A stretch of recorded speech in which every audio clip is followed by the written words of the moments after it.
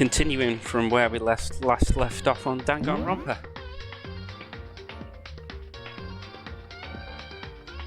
Oh, it did auto-saved actually.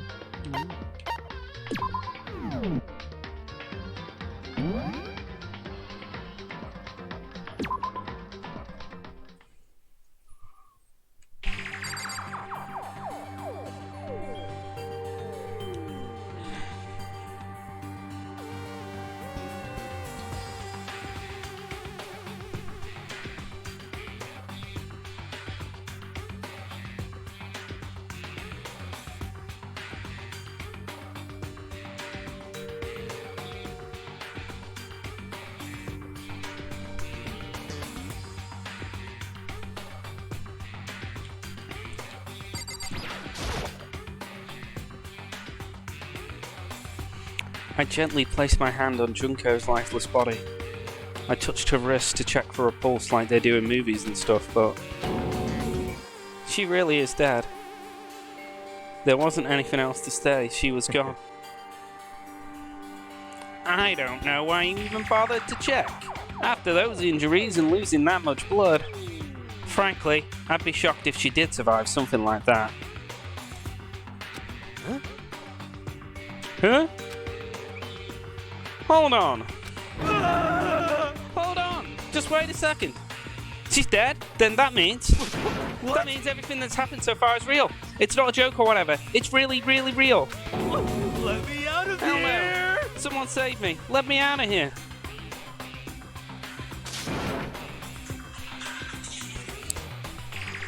Somebody help me! What's your problem? You just now accepting that?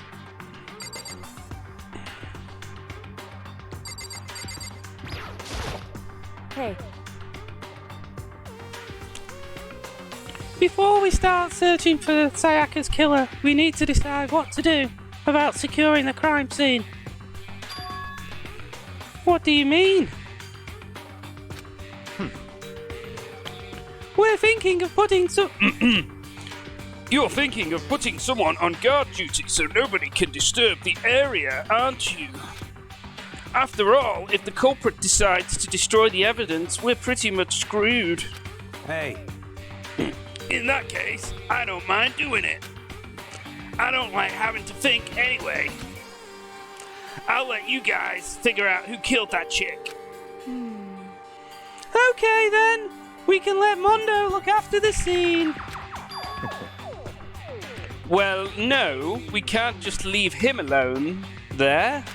What? What? Why the hell not? Stop talking. Isn't it obvious? If you were the culprit, what's the first thing you would do? By volunteering for guard duty, you're in a position to destroy all the evidence you want. What? Fuck you! So then... Fine! Then I'll stay there on guard duty as well. That way, there's no problem.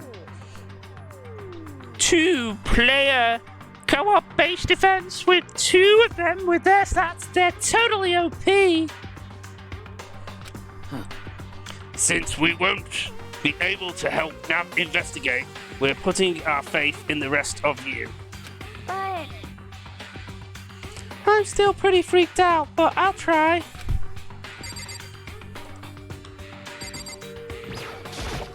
Huh? Is this really happening? Don't fuck with me. Screw that piece of shit there. Let me out of here! Come on, man. Let me out of here. Come on. Someone, let me out.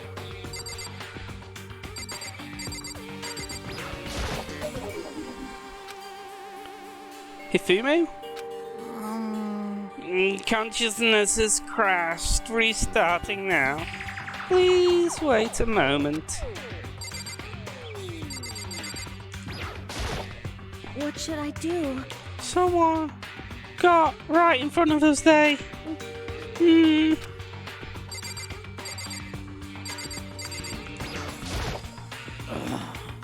can't run away from the situation, so we have no choice but to move forward.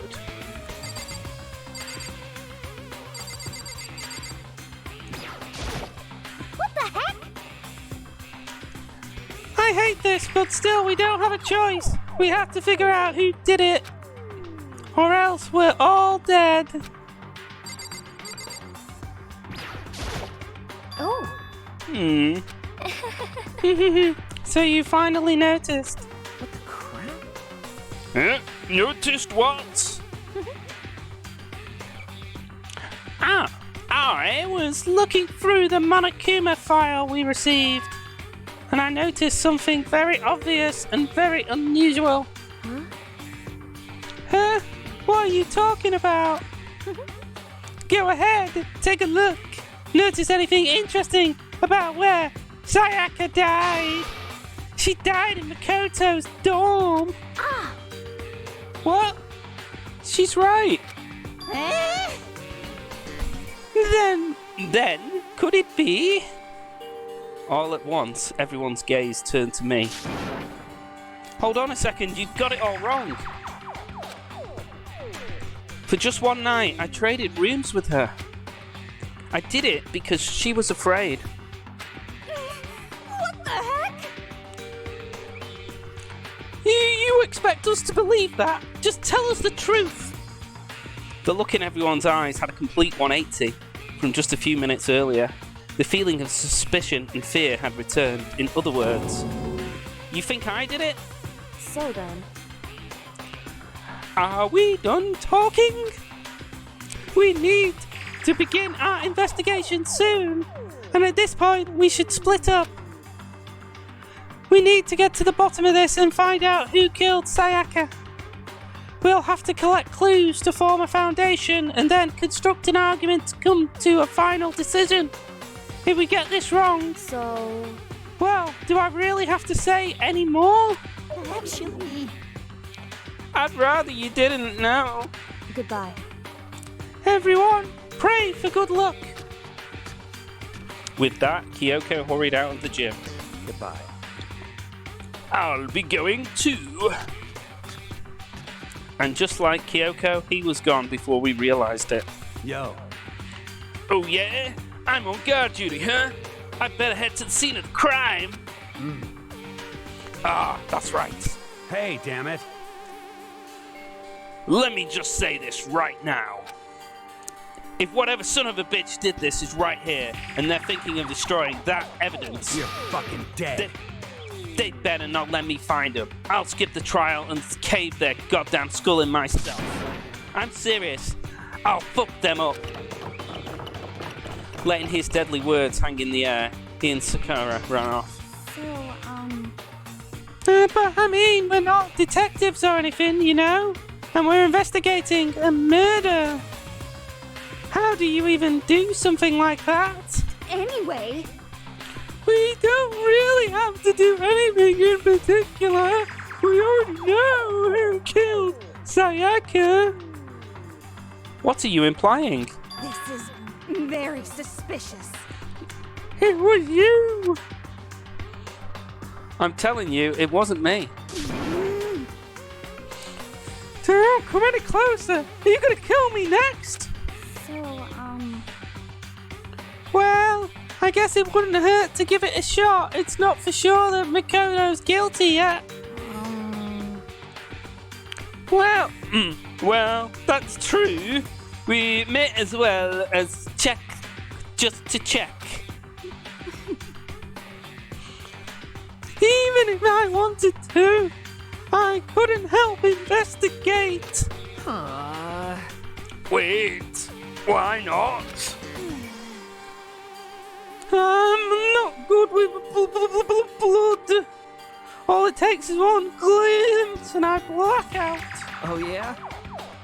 Well, whatever. I don't think anyone was expecting much from you anyway. Alright, I guess I better get going. Wait, don't go yet. You have to hear me out. But it was pointless. Everyone had already left. And their parting looks at me had been filled with suspicion. Does everyone really think I'm the killer? How did it turn out like this? Seriously, they've got it all wrong. Why do they have to suspect me? I have to do something.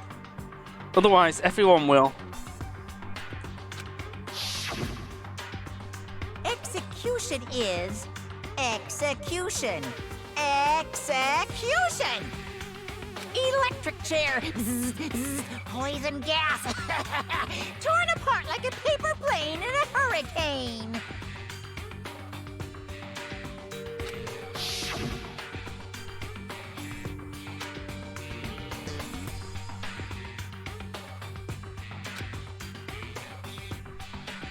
All I have to do is find out who really did it. Who really killed Sayaka?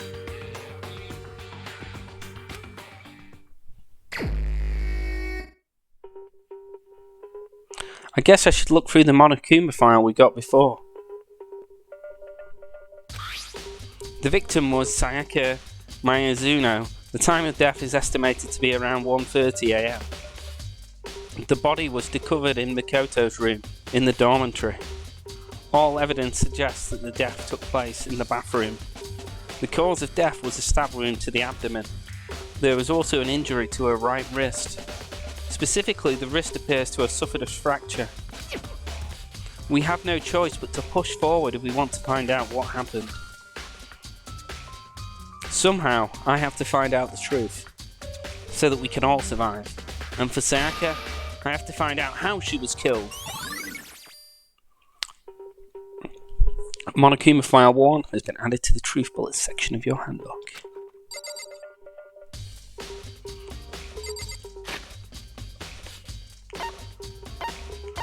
Let's have a look at our Truth Bullets. This is the Monokuma File 1. Oh, it's just what I've read.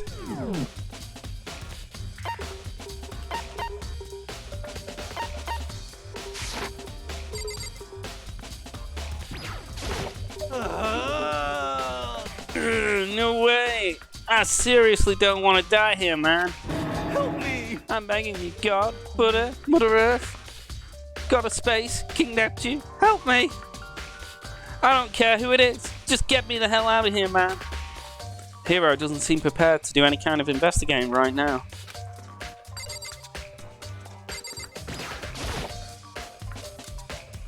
Aren't you going to help investigate, you, Hero? Well, I can't leave Junko here. I feel sorry for her. I have to stay with her. See, I lost track of the voices there, which is always the challenge.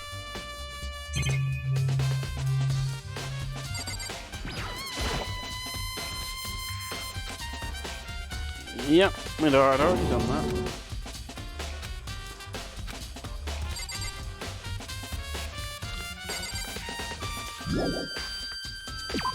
Let's have a look at the bathroom where the murder took place.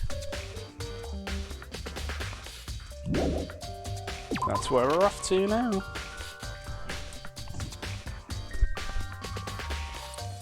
Yeah. Well, that's what I just said. Oh, at least I didn't have to walk all there. I'd better examine the state of my room a little closer. That might reveal something new.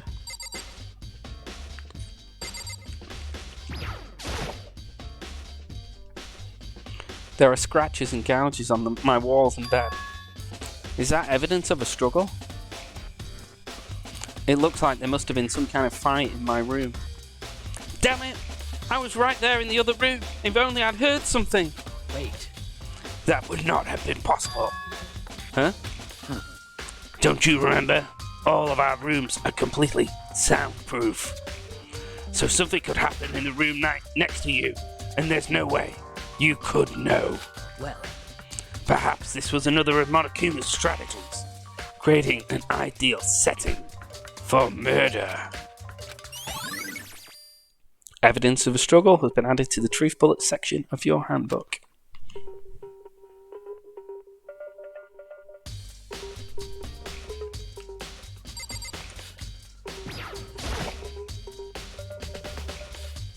This is the replica sword I bought back for self-defense. Does this mean it was used in the attack somehow? And plus, it's been taken out of its sheath. I hadn't actually looked at the blade itself till now. I shouldn't be surprised it's coated in gold too. On top of that, some of the gold coating has come off of parts of the blade and the handle. Yeah, the handle especially is missing a lot of its coating. Now remember, the coating sticks to you even if you just touch it a little bit. Replica sword has been added to the truth bullets section of your handbook.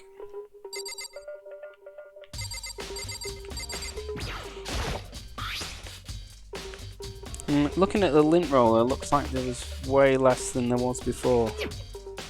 Did Sayaka see how dirty my room was and decide to clean up a little?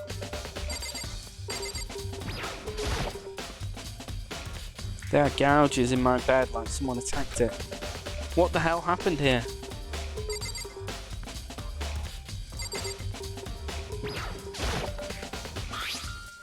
The toolkit is still inside the drawer. I don't see any evidence it's been used at all. Which makes sense, I guess. I mean, it's mine, and I hadn't any reason to open it. Can't even imagine a situation where I'd need a toolkit like this. Yo. Yeah, seriously. Oh, Mondo. What? We ain't exactly What? in the mood to be building fucking furniture, right? So you haven't used yours either, then? What? Not What? just me. Nobody's busted theirs out yet, as far as I know. Actually, we were talking about it yesterday. By the way. None of the guys have opened their toolkits yet. Because, like, why the hell would we? Toolkit's been added to truth bullets.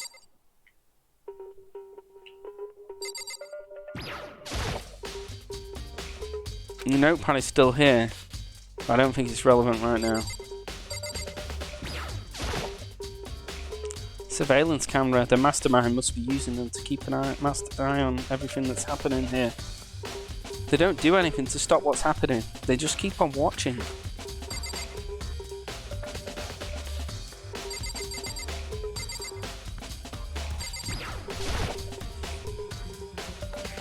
There are scratches and gouges on my walls and bed.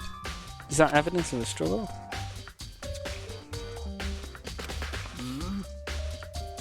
Well. Yeah. Already read that bit.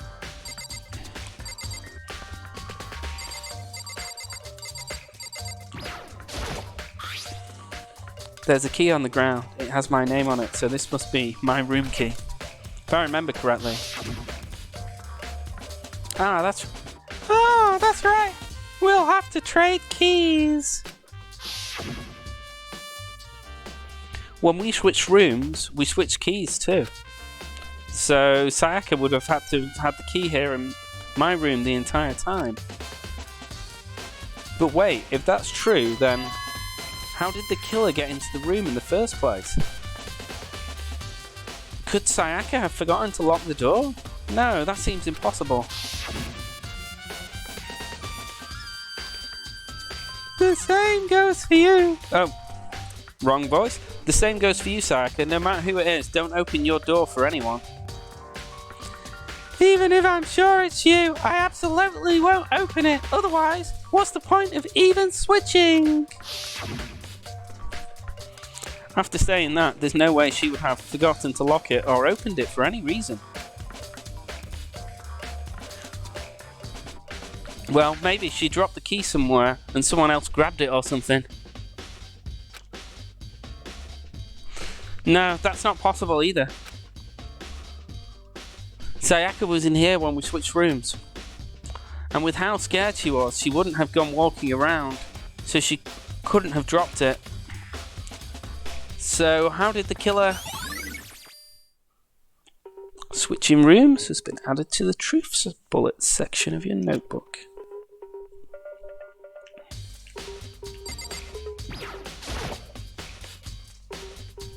Sakura, do you think I'm guilty too? Hey. I try not to make assumptions like that. I simply don't know whether or not you did this. Whatever decision the rest of you come up with, I will follow your lead. I see.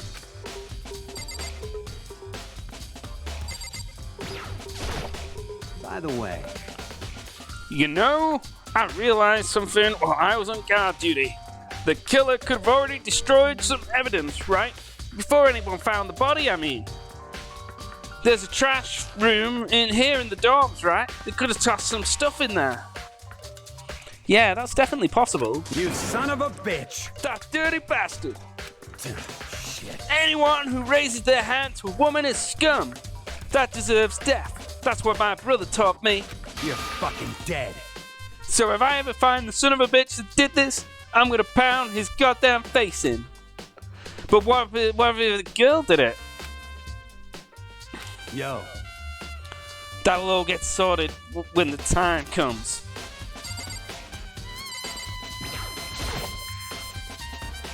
Hey, Kyoko. I quietly called her name while she was investigating the area. But What are you doing? Isn't it obvious? No, not really. I'm searching. Searching?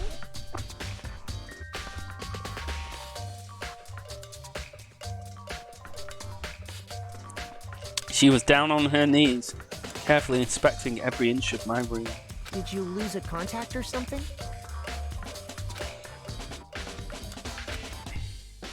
I don't know what she's doing exactly, but she seems to be concentrating pretty hard on it.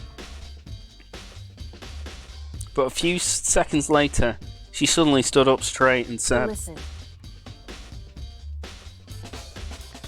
Are you a clean freak? Huh? No, I don't think so, but what? Nodding, she glanced around my room one more time. I see. Interesting. What's interesting? Hey, Just as I suspected, there's something very unusual about your room. Unusual? What do you mean? so I've searched your floor. I've searched your floor from one corner to another. And I didn't find one single strand of hair.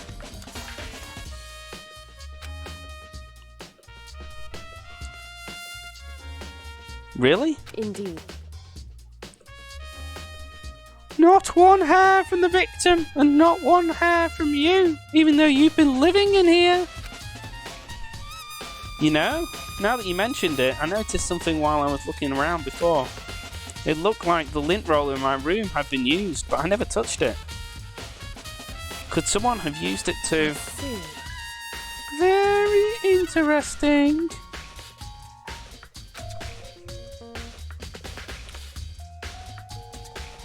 Your room didn't have a single hair in it, and someone used your lint roller without your knowledge. In other words, someone other than you came in and scrubbed your room clean. Was it Sayaka or the killer? Well, That's the question, isn't it? So we've got another truth bullet, which is Makoto's room cleanliness.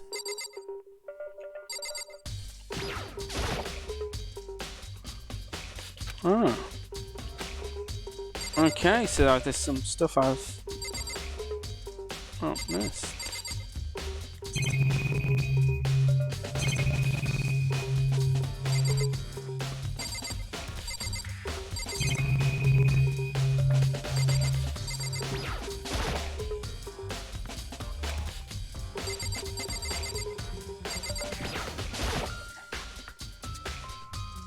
This is one of the monitors Monokuma appears on. Right now it's just showing the school crest.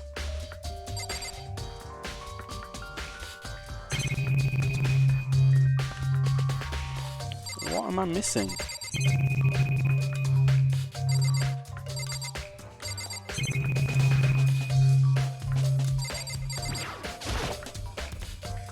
It's a replica sword I bought back for self-defense. It's been taken out of its sheath. I hadn't actually looked at the blade till now. So I shouldn't be surprised it's coated in gold too. It's fake, so the blade can't actually cut, but it looks like you can still do some damage with it. On top of that, some of the gold coating has come off parts of the blade and the handle. The handle's missing a lot of its coating. I remember the coating stuck to you even if you touch it a little bit. I'd already examined that.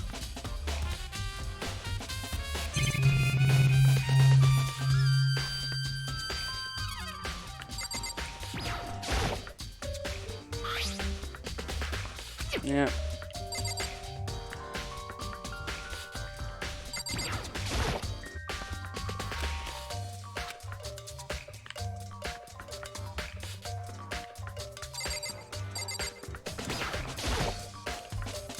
Yep, already examined that.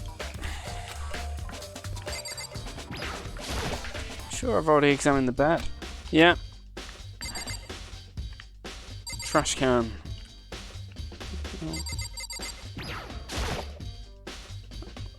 It's the display stand the sword was on.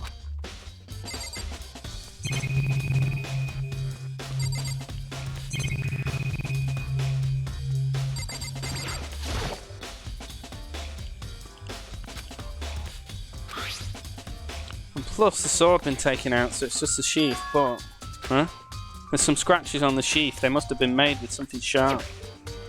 But how did the sheath get scratched up in the first place? Even if someone used the sword during the struggle, it doesn't make sense for the sheath to be damaged. I mean, if you're going to attack someone with a sword, the first thing you'd do is unsheath it. A heavy sheath like this would only get in the way. It would just slide off in the middle of the fight. So why are the scratches on the sheath? Maybe it was used in self-defense? I'm guessing? I don't know.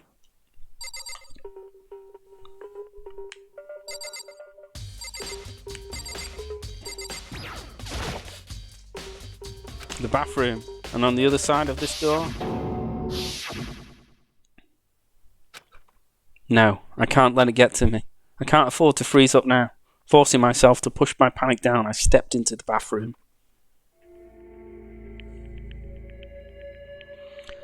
Looking at her, it made it painfully clear it wasn't a dream or an illusion. She had lost everything that made her, her. Sayaka. All at once I was overcome with dizziness, nausea, the urge to burst into tears. But I can't hesitate now. Why? Why did Sayaka have to die? I have to uncover the truth. I have to find out what happened. I wanted to give up, I wanted to collapse, but that thought held me up and supported me.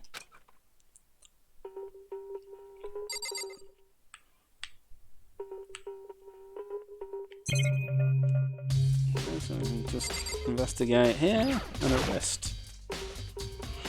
I told myself I couldn't face what I saw, but now's not the time to think like that.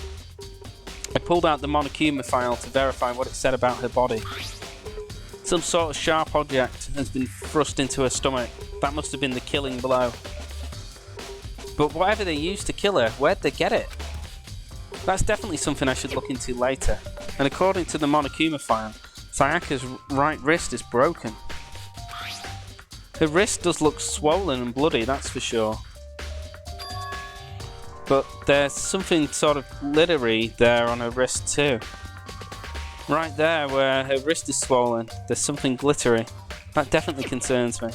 Another thing that concerns me is... There's some blood on her left index finger, but that's it.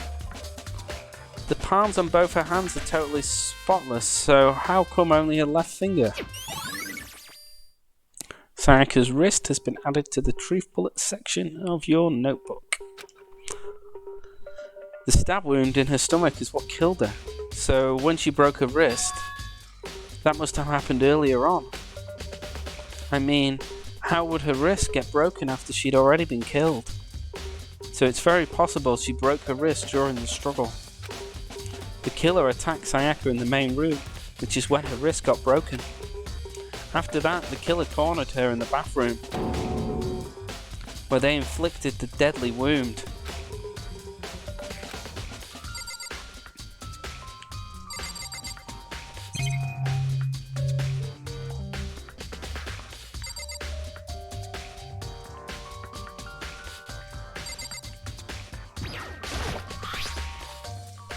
Yeah, already read that.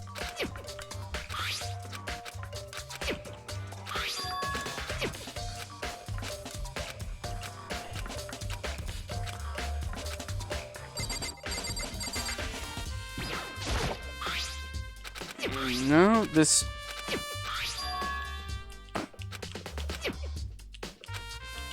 I just need to actually click on the right bit of her body to investigate the second clue.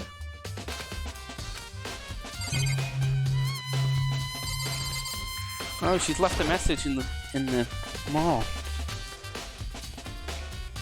And there I saw... What? Written in blood were the numbers 11037. Did Sayaka do this?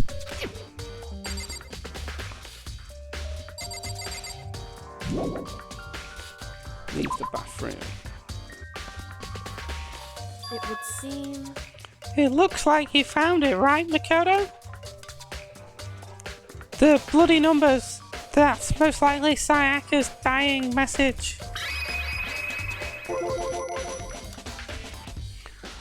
I've never seen something written in blood before. It really was her final message. It's as if she wrote it with life itself. Right. Do you often talk like an inspiring poet? But the numbers she wrote, what do they mean? 11037. I have no idea what that could possibly mean. So... The way she wrote the numbers makes me think she wanted to use her body to block them. If she wrote them in that location while she's sitting in the way we found her, it means she must have wrote them by turning only her hand towards the wall. If you were to write something in that position, do you know what the result would be? I'm guessing a bloody fingertip, based on the clue we just found. The result? Well... Think about it. You're not going to tell me? Makoto. You need to uncover the mystery of this case yourself. Otherwise, the case will end and you'll remain unconvinced. I have no idea what you're trying to say, but it's obvious you're not going to tell me. Dying message has been added. It sounds like Kyoto knows what Sayaka's dying message means. But honestly, I have no idea. Oh, I know who I should talk to.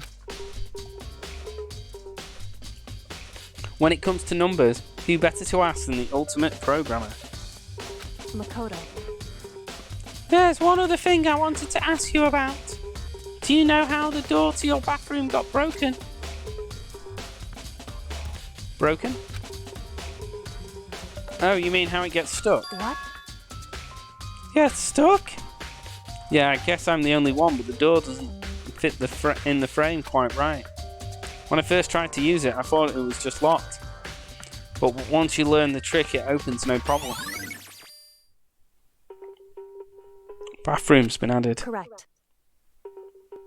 So the door doesn't quite fit the frame, huh? But actually, I'm referring to the broken doorknob. Huh? The doorknob? That's right. You didn't notice? Well, just try closing the bathroom door.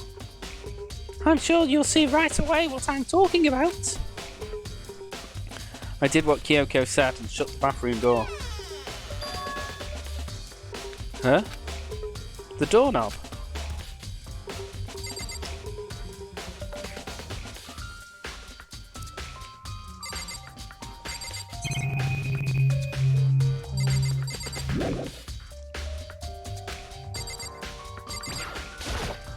So then... I'm referring to the broken doorknob.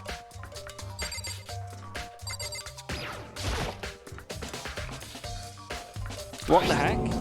The doorknob's practically about to fall off. Why is it like this? It would seem... Someone must have used a screwdriver or something similar to unscrew it. Whatever it was, it's obvious this was intentional. What? It was intentional? Why would someone want to do that? So... I guess maybe they were trying to get the door unlocked and ended up breaking the whole thing. But my bathroom doesn't have a lock on it. Only the girls' bathrooms can lock, right? She stood there for a while, lost in thought. Then apparently struck with a sudden realisation. She shot a question at me. Just a second. I have one more question for you. You mentioned earlier that your bathroom door would get stuck, right? Did you tell anybody about that? Oh, well, I did tell Sayaka about it last night when we switched rooms. So, what you're saying is only you and Sayaka knew about it? Interesting. She had the slightest hint of a smirk on her face. I got the sense that she was really starting to get into all of this. I see. And that clears that up. Huh? What clears what up? I'm so lost. Goodbye. Well, see you later. As if forgetting I was even there, she suddenly turned and left the room. I added the bathroom doorknob to the truth bullets. I still don't really understand any of this, but I've already given my room a good once over. Maybe I should look around somewhere else. I should start looking into where the murder weapon might have come from, and also I should look into the DVD Sayaka got. With Sayaka dead, I have no choice but to see for myself what was in that video. And on top of that, I'm sure there are some other areas worth checking out too. Maybe I should see what everybody else thinks. If they'll even talk to me, that is. To Mondo again? By the way, You know, I realized something while I was on guard duty. The killer could have already destroyed some evidence, right? Before anyone found the body, I mean. There's a trash room here in the dorms, right? They could have tossed something in there. Yeah, that's definitely possible. you son of a bitch! That dirty bastard. Shit. Anyone who raises their hand to a woman is scum that deserves death. That's what my brother taught me. You're fucking dead. So I ever find the son of a bitch that did this, I'm gonna pound his goddamn face in. But what if it was a girl that did it? Yo, That'll all get sorted when the time comes.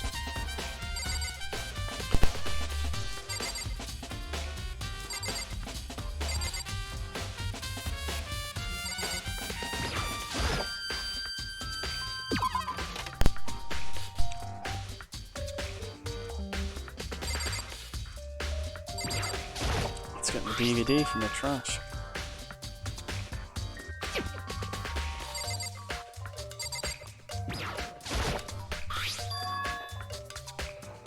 This is Sayaka's room, but the nameplate on it has one. The nameplates on my room and Sayaka's room was switched? So all that effort I put into switching rooms without anyone knowing was totally pointless. But why would anyone do that? I did some more truth bullets. I'll get that DVD from the trash.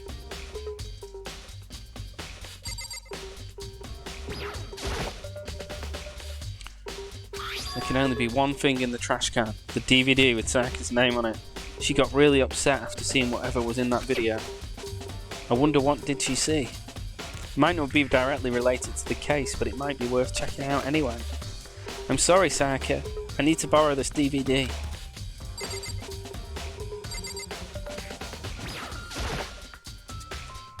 Leave the area? Yes. Yeah.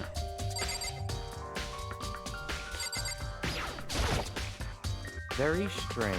So, why was Sayaka in your room when she was killed? Could it be because you are the culprit? No, you've got it all wrong. Sayaka and I switched rooms last night.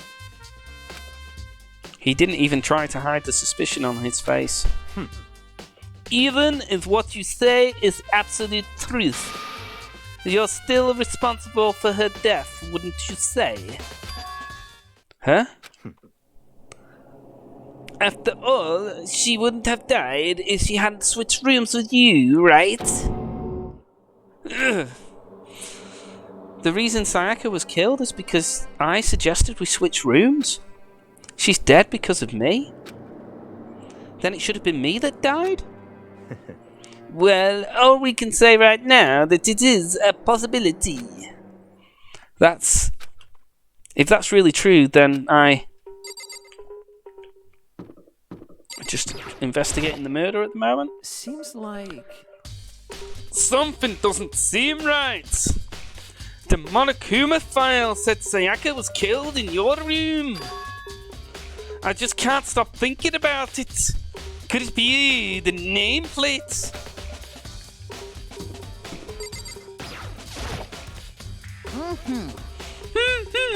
Very strange. Mr. Nagi, what was Miss Nazumi doing in your room? Let me say this. Most suspicious. I absolutely will not allow you to dispose of any evidence in the trash room. Do you really think I'm guilty? Right, so we've got a DVD. We've got a trash room to investigate. This is my first time playing Danganronpa. So let's head to the trash room, I guess, and see what's in there.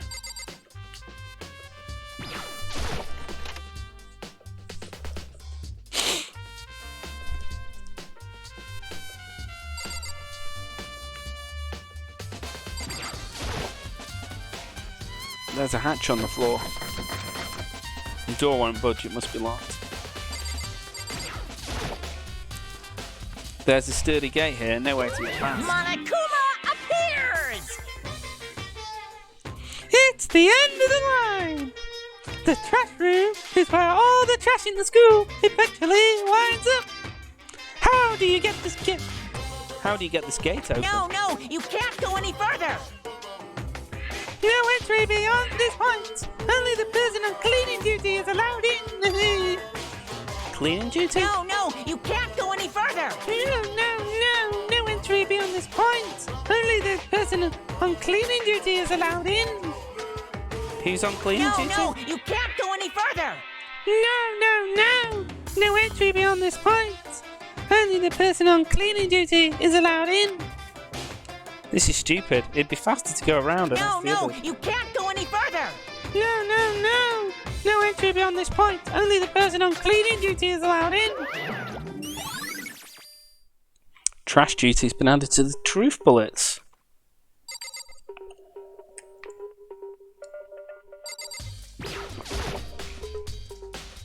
Looks like some kind of switch. I wonder what it does.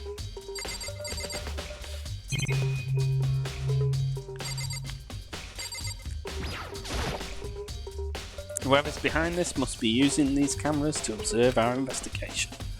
To force us into a situation like this. What the hell do they want from us?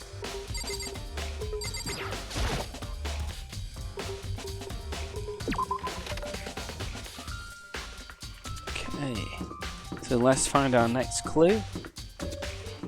We're going to investigate the DVD. We've got a DVD to put on. So we're going to play it in the AV room and find out what Sayaka's motive is.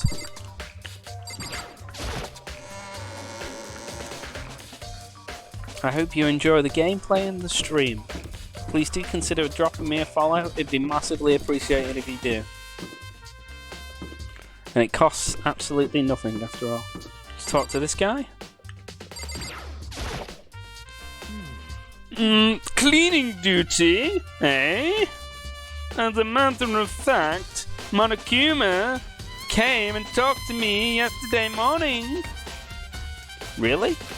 Listen to me! He probably realized I was basically in charge, so he decided to talk to me directly. The topic of conversation was assigning cleaning duty. So, you're on cleaning duty now? That's wrong! Actually, no. Huh? Okay, then who is? Hifumi was also there when we had this conversation. He volunteered right away, so I let him have it. So, he's on cleaning duty then? Count on it! Indeed. But we'll swap out on a weekly basis. I'm sure you'll be up before too long. Tally ho! Got it! And when that time comes, I'll be counting on you. Okay, well, There's the AV room. One can put a DVD in and find out the motive.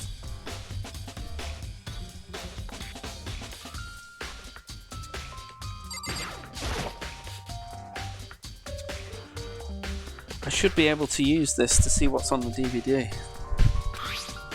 The DVD that Sayaka threw in the garbage. I sat down in front of the screen and put the DVD in the player. I pushed play and the screen was dark for a few seconds, but then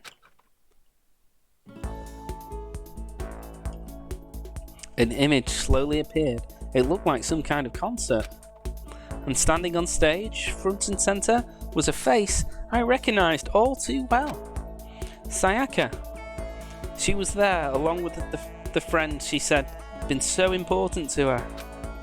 She was positively glowing there in front of the crowd, so full of life. Seeing that image made it even harder to accept that she was dead. My vision started to blur and darken, and then that voice I'd come to despise so much began to float out of the speakers. Sayaka Maizono, the ultimate pop sensation, lead singer for a world-famous all-girl pop band. For these girls, the glowing spotlight only made them that much more beautiful. But then...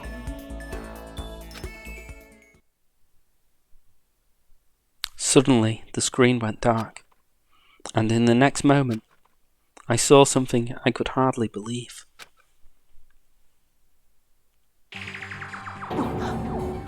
What the? Sayaka had disappeared from the stage, which was now in ruins. But what I noticed, even more than that, was the figures of the girls who had all simply collapsed. This ultra-successful team suddenly fell apart. None of them will ever perform on stage again. None of them will ever feel the warmth of the spotlight. For Sayaka, there's simply nowhere for her to return to. So here's the billion-dollar question. What, oh what, could have caused the group to go to pieces?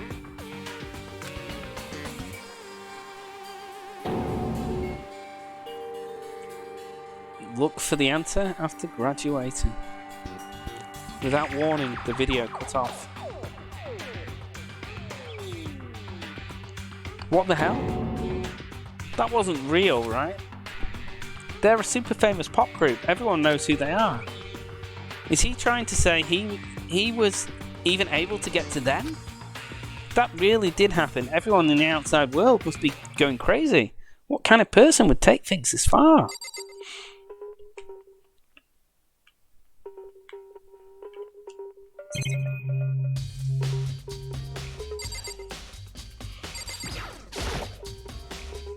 Who cares about a surveillance camera right now? There's nothing inside.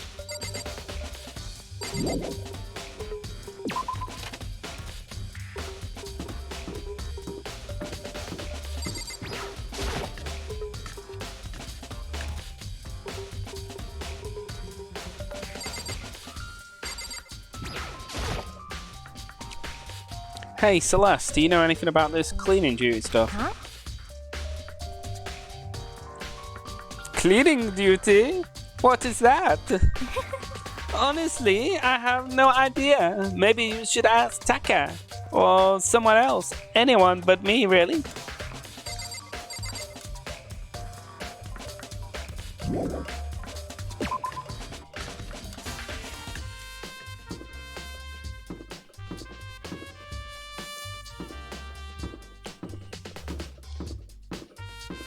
Gonna go towards the school gym. I think that's where the programmer was.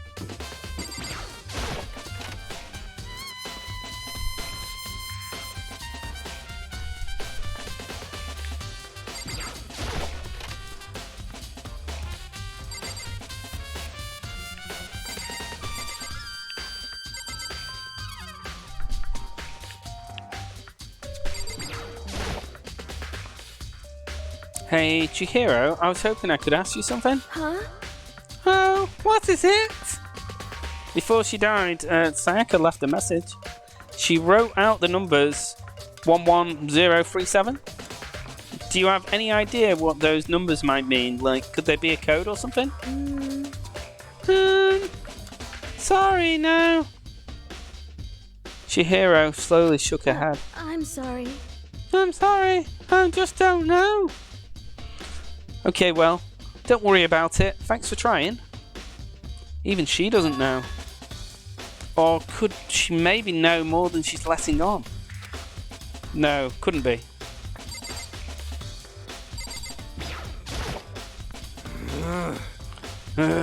No way. I seriously don't want to die here. Help me! I'm begging you. God, Buddha, Mother, God of Space, King Neptune, help me. I don't care who it is. Just get me out of here. Hero doesn't seem prepared to do any kind of investigating right now.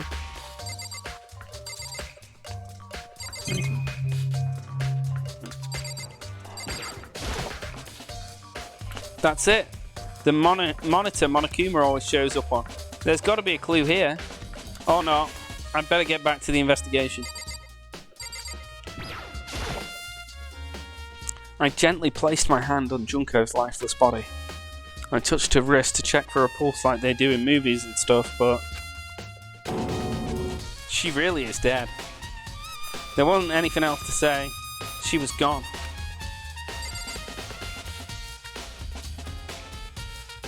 I'm gonna leave the gym.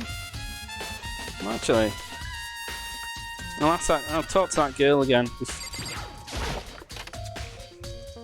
Just see if she's got anything else to let on about. Hey, Chihiro, I was hoping I could ask you something. Huh? Oh, what is it? Before she died, Sayaka left a message. It's repeating. She wrote out the numbers 11037. Do you have any idea what these numbers might mean? Like, could they be a code or something? Sorry, no. Chihiro slowly shook her head. I'm sorry. I'm sorry, I just don't know. Okay, well, don't worry about it. Thanks for trying. Or maybe she's more than she's letting on. Right. Let's exit.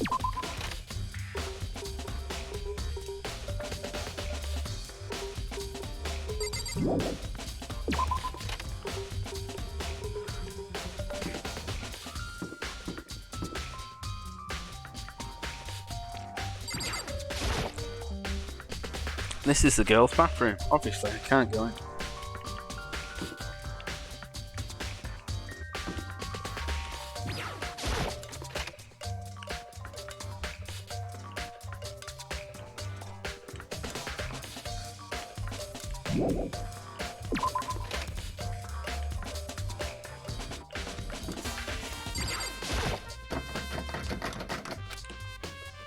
The door won't budge. It must be locked.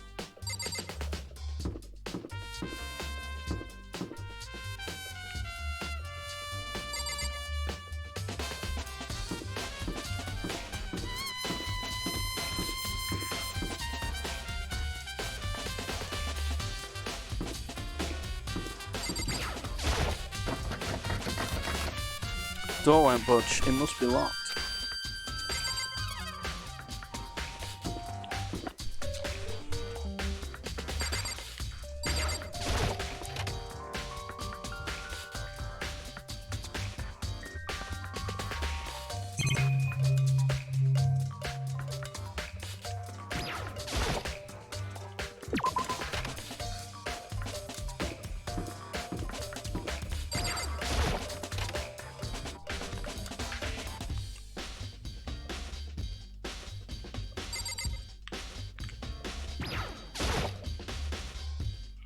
Toko, can you tell me anything about cleaning duty?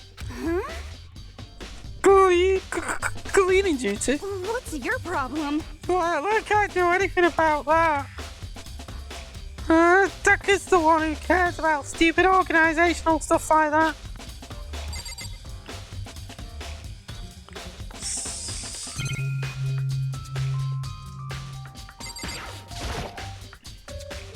There's a clock telling me what time it is. I can't see outside, so I have no idea if it's even right. Speaking of which, I wonder if there's a time limit on our investigation.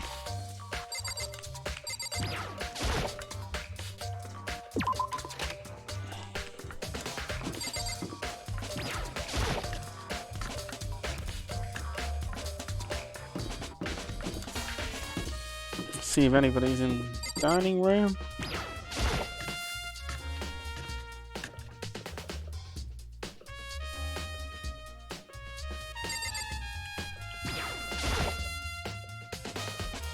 Hina, are you investigating the dining hall? Oh no, I'm just taking a break. Actually, I've been taking a break since we started. This is all the first for me, you know? I don't even have the clue what I should be doing. I know what you mean. And I don't know why, but being in the dining hall helps me keep calm. So I know I shouldn't, but I've just been kind of hanging around here. To tell the truth, I was doing the same thing last night when Sayaka was killed.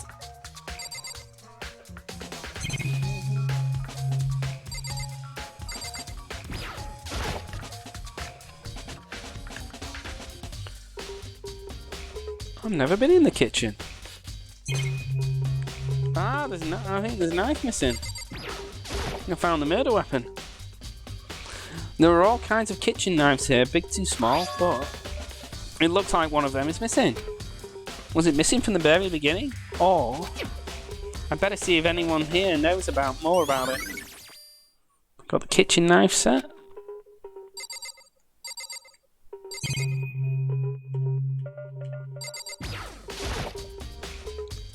There's a bunch of vegetables all piled up. Don't see anything noteworthy about any of this.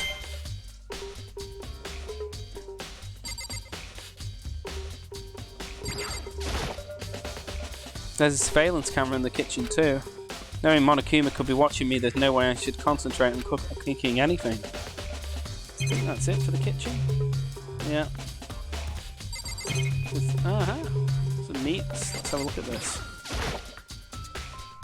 Marbled meats, salted meats. Now's not the time to be thinking about food. I did get a Monokuma coin, so... This is one of the monitors Monokuma appears on. They even put them in the kitchen. Impossible to cook in here without thinking about how he could reappear any second.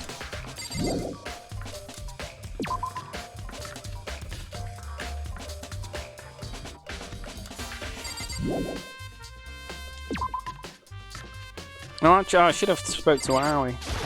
She might have known about the knife. I'll just see if she says anything about it.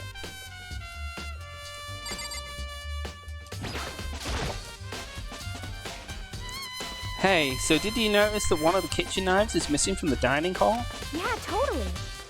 Yeah, weird, huh? I thought it was kind of strange.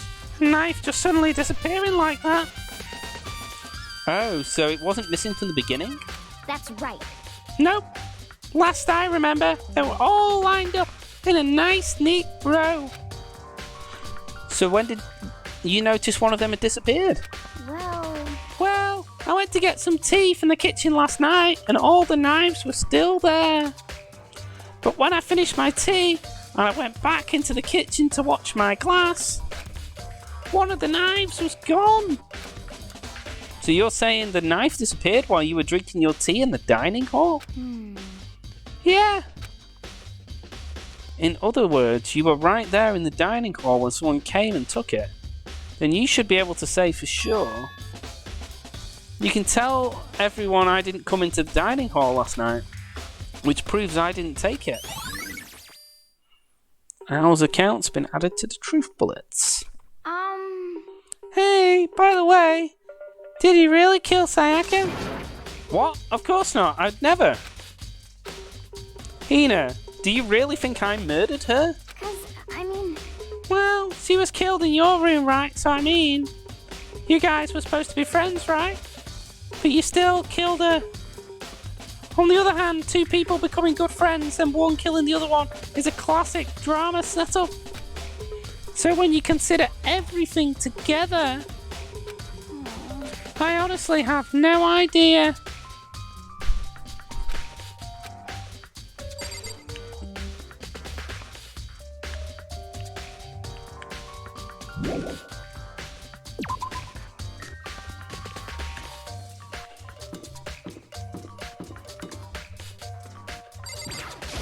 Check the laundry room.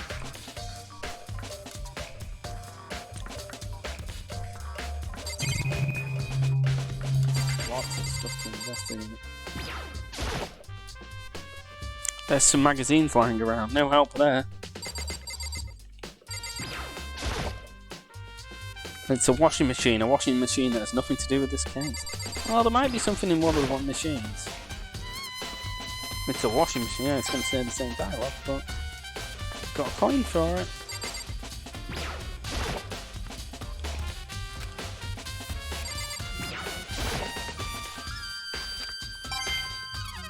Got another coin too.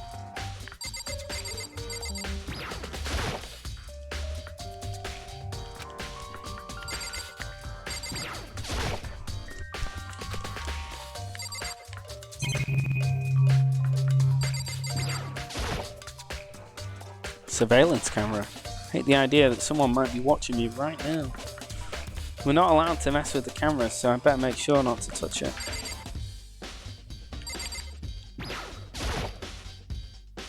There's a swimsuit hanging out to dry. It has nothing to do with what's going on.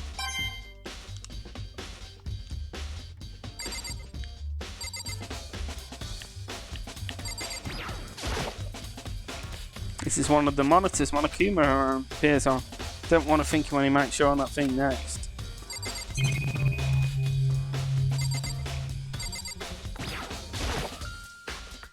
That vending machine's still there. Still, doesn't have any way of helping to solve this case either. So, nothing in here.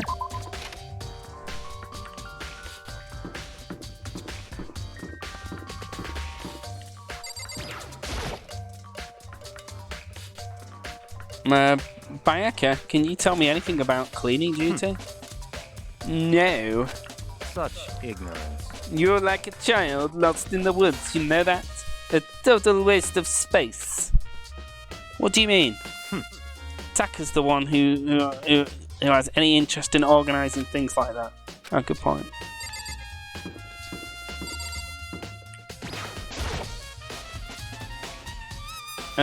I'm looking for whoever's on cleaning duty. Cleaning duty? As a matter of fact, that's me. Why do you ask? It just so happens Monokuma talked to me yesterday and asked me to take care of it. Without someone on cleaning duty, the school would be flooded with trash in no time. So I formally applied for the position. I was going to start this morning, but after what happened, I hadn't had a chance to get started. And since you're on cleaning duty, only you can open the gate in front of the trash room? Here we go. Of course. It's my job to gather up all the garbage and toss it in the trash room.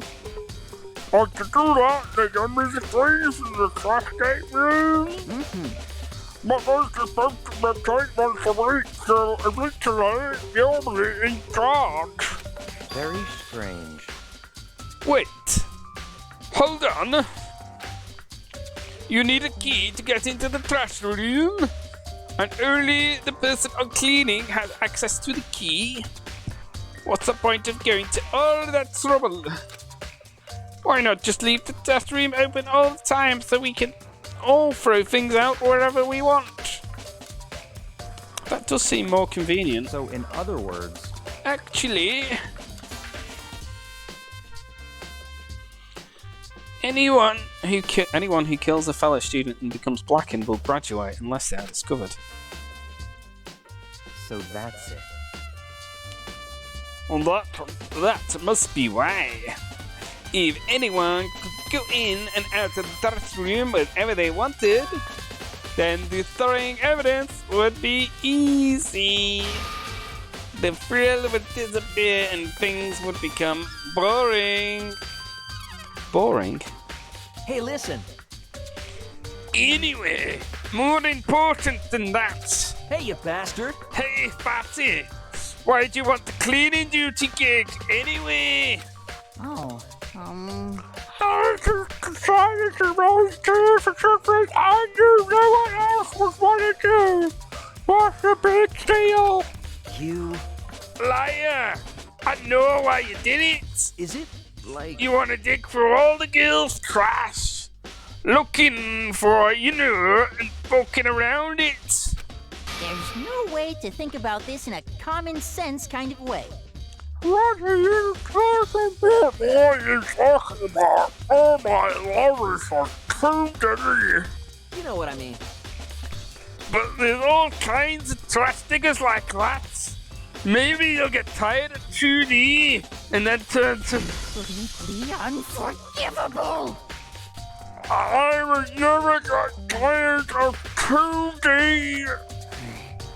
After spending a significant amount of time comparing 2D to 3D, I voluntarily chose 2D.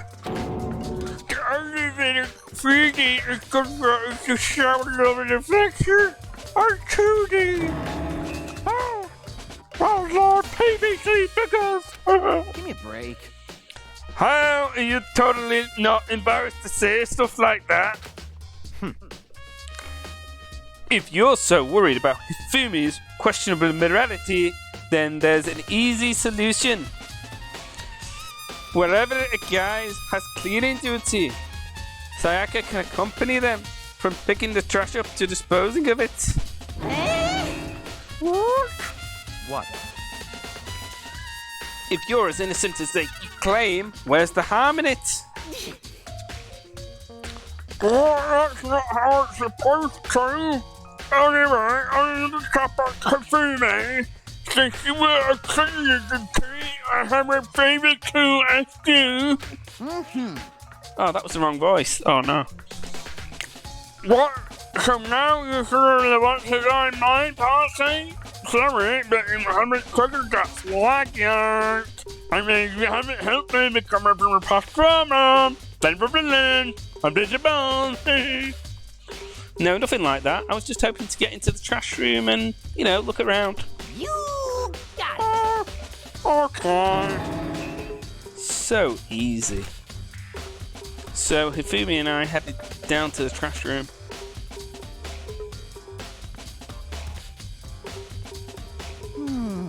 Feels like this almost like you. And when I look at it, it makes me think. They said he killed his wife. He learned to get by on the inside, but never stopped dreaming. Get this is living a British thing, he said. His nature, they find himself a way out. Whatever, please, just hurry up. Okie dokie, leave it to me. Hifumi pulled the key out of his pocket and used it to flip the switch next to the gate. And then... Mr. Naegi! Hello, Mr. Naegi. Without a doubt.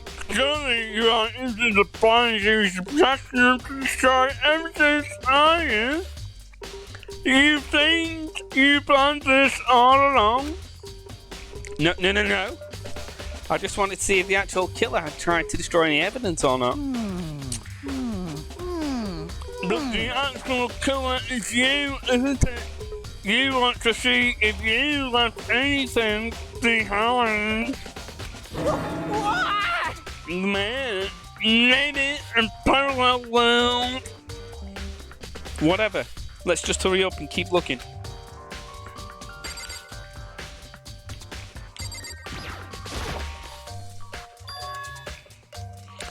There's something on the ground in front of the incinerator. It looks like a burnt piece of something. A burnt piece? Like a hunk? Like a hunk of burning love? Anyway, it looks like a piece of cloth in the shape. It's part of the sleeve from a button-up shirt. And now that I look at it, that's definitely blood on the cuff, which means this is all that's left of some evidence the killer destroyed. But there's a lot of people here with white button-up shirts.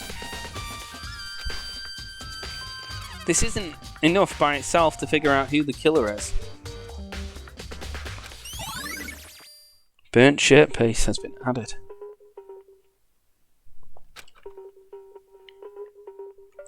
That looks like something.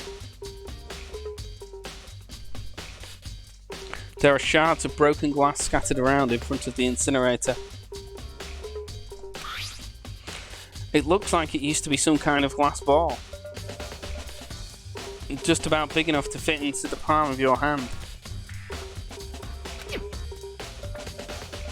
Is this perhaps... Come on, it's not. Do you know what this is? They say if you collect all 7, it's like a little bear. It can't use in single ways. And kidding aside, it's the sort of thing you might see on any big city street corner. Gaze into it and you'll see a glimpse of the future. Just like that media girl who's on the quest to find that one guy. Yeah, I get what you're trying to say, but who could this particular ball belong to? There's only one person it could be. They should all still be in the gym. I better go find out for sure. Shattered crystal ball's been added to the truth bullets.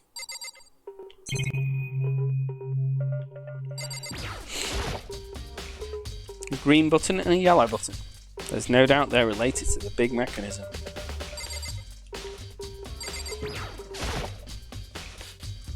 This is the incinerator. It's way in the back part of the trash room.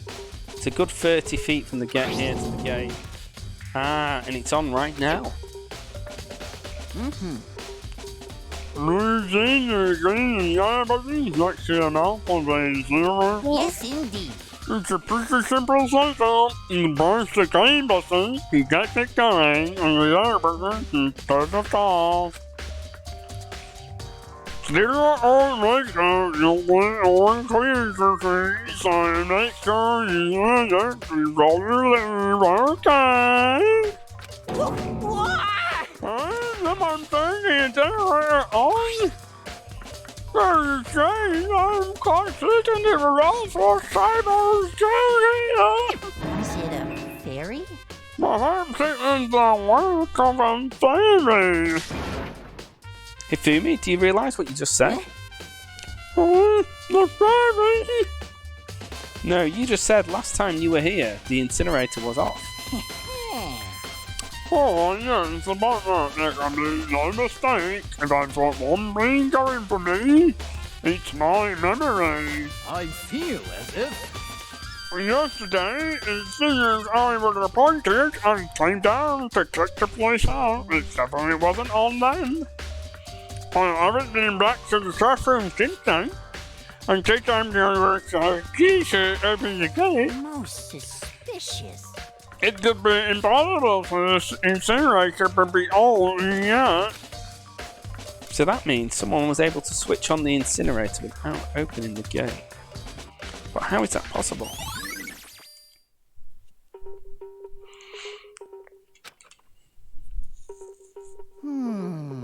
This whole thing is quite strange indeed. Whenever he lost the incinerator was on, and those glass shards and burnt clothes weren't. What does it all mean, Mr. Niaki? Will you be confessing soon? Why me? That's it. I'm sure of it. Everyone already knows you did it. All the mysteries are being solved one by one.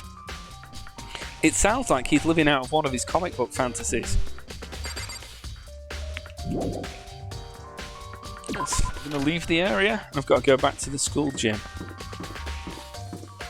Thank you for popping by the stream. Do you please consider dropping me a follow? I hope you like the gameplay. This is my second week streaming on Kick.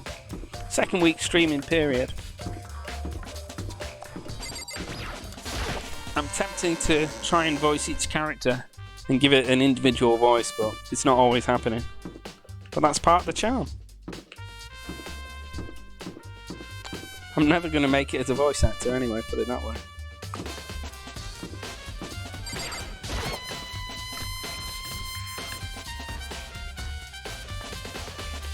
Nope, wrong door.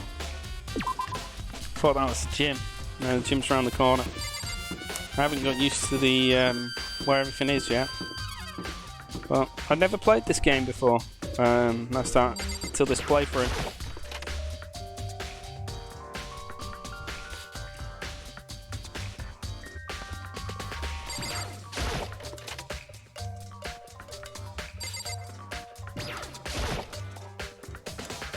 Hey hero, can I ask you something? Oh no, no, no, no, no! I gotta get out of here! Gotta get out now! I've had enough! Gotta break free, man! Hero, snap out of it. Huh? Huh? Makoto? What are you doing here? What? What? Hey, does this look familiar? Ah! That's my crystal ball! But it's all smashed. What the hell? What the heck? I only bought it because the guy said it was blessed. He said it was unbreakable. So how did it break? What? Was it actually made of glass and not crystal? Did that guy totally dupe me? He said it belonged to the pillars of history. Genghis Khan, George Washington, Napoleon. He said whoever controlled that crystal ball controlled the world. Was that seriously all BS? Let's just put that aside for now. So you can say without a shadow of a doubt that this belonged to you. Yeah, that's mine for sure. I probably forgot it in the laundry room last night. Someone must have come by and snatched it. You left it in the laundry room? That means anyone could have found and taken it. Updated the... Thanks, hero. That's all I wanted to know. Sure. By the way, I'm almost afraid to ask, but how much did you pay for that thing? Everything I saved up from fortune telling for 2 full years came out to like $1 million. $1 million? That's pretty cheap, actually. I mean, considering it gives you the power to control the world. That's just too stupid. I can't even feel bad for him.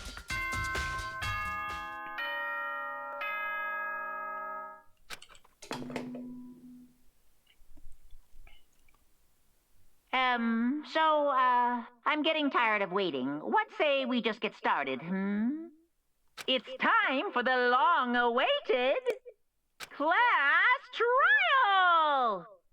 Now then, allow me to appoint a proper location for the proceedings. Please go through the red door on the first floor of the school. See you soon!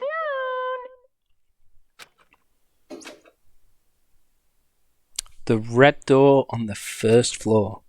That's where I should go. But no, where I have to go.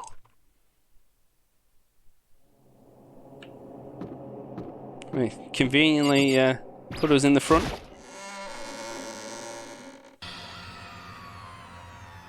Yo! You're late, Makoto. We've all been waiting for you.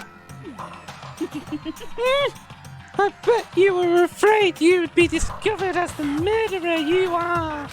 Listen to me! Let's not jump to conclusions just yet. Save that for the class trial. There we can all reveal the details of Makoto's crime. So they are really convinced I did it, but I didn't do it. Me and Sayaka both know that all too well. But then, who is the killer?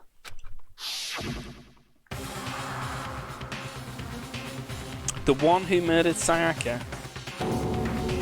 Is it really one of us?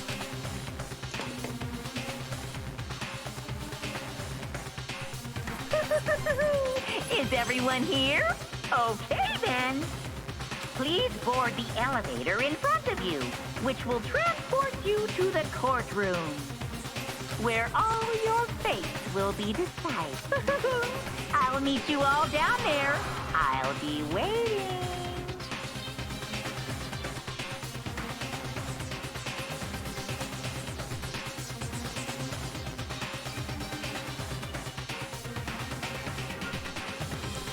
Be right back.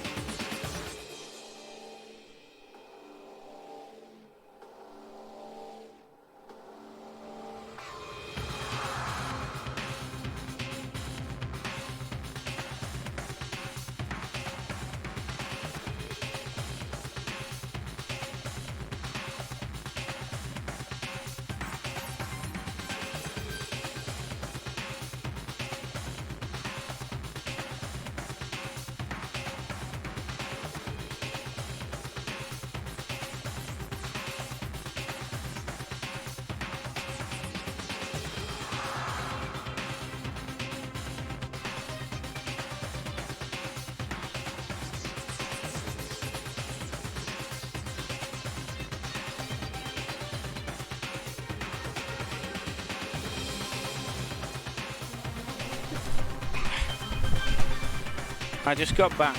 If you've just joined the stream,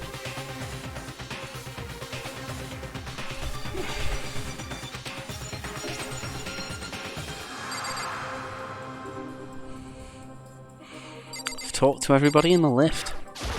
Got it! Relax.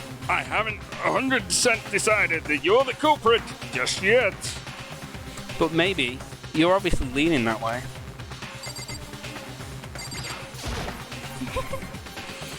Well, did you find anything that might actually prove your innocence?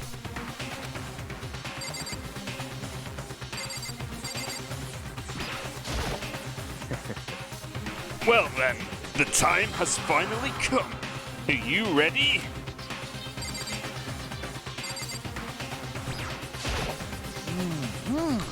Well, the school basement has become the darkened stain. All here to bear witness to Mr. Naga's final curtain call. You know what I mean. Well, I did my job. I'm counting on the rest of you from here on out.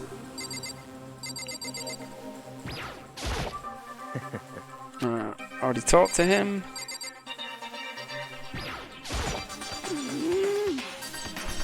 Being so insistent, even though you've obviously killed her. Very impressive.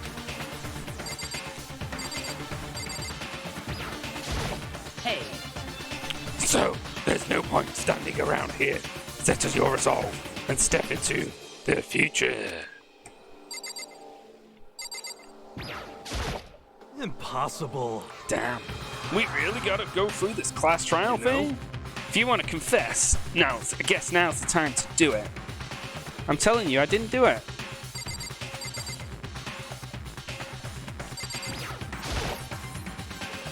Guess I have no choice but to get on this elevator. well then. Let us begin. Yes, indeed. Good idea. Hey, Are you scared? No, scared isn't quite right. Makoto. I said it before, but it's up to you to uncover the mystery surrounding this case yourself. If you don't, you'll never come to get to grips with the truth. I need to uncover the truth for Sayaka's death.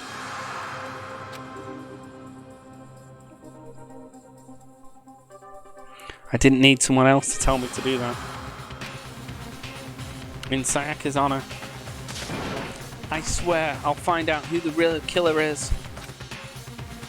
As I raise my voice to try and give myself courage, I turned, trembling with anticipation, towards the elevator.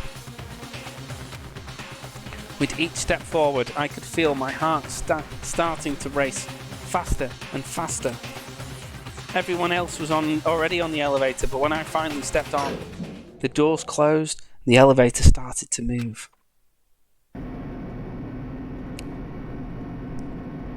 The steel box descended with heavy clunking sounds towards the school's basement. I wonder if this is how a death row inmate feels when his time finally comes. Oh, Rather than that, is it not more of a defendant waiting to receive his judgment? Oblivious to our shared anxiety, the elevator lowered us further and further into the bowels of the school.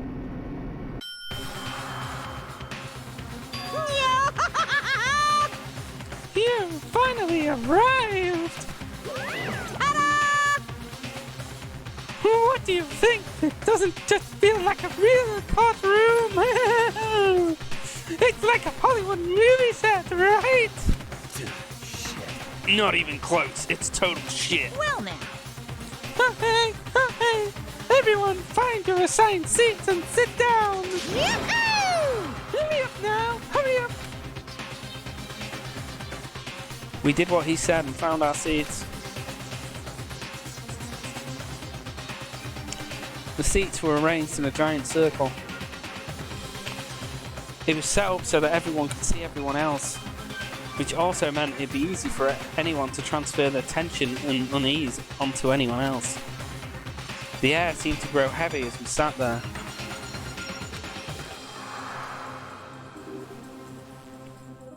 And so, the curtain on our first case opened. A deadly judgment, a deadly deception, a deadly betrayal, a deadly riddle, a deadly defense, a deadly faith. Let's give it a quick save, I think. Just in case.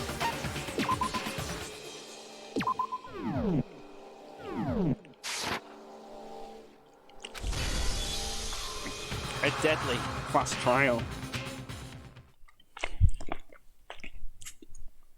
Oh. I'll just save it there anyway. Oh, yeah, I'll overwrite that.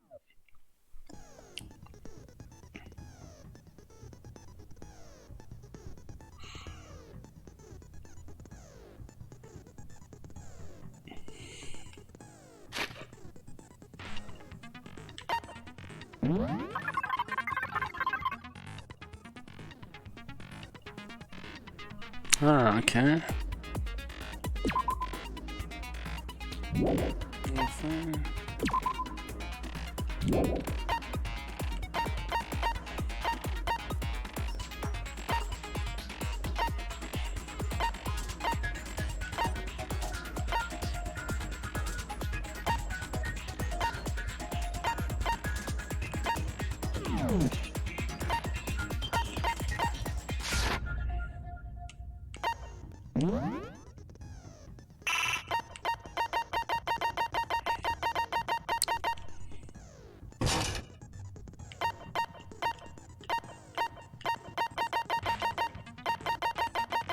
So I had a skill to set.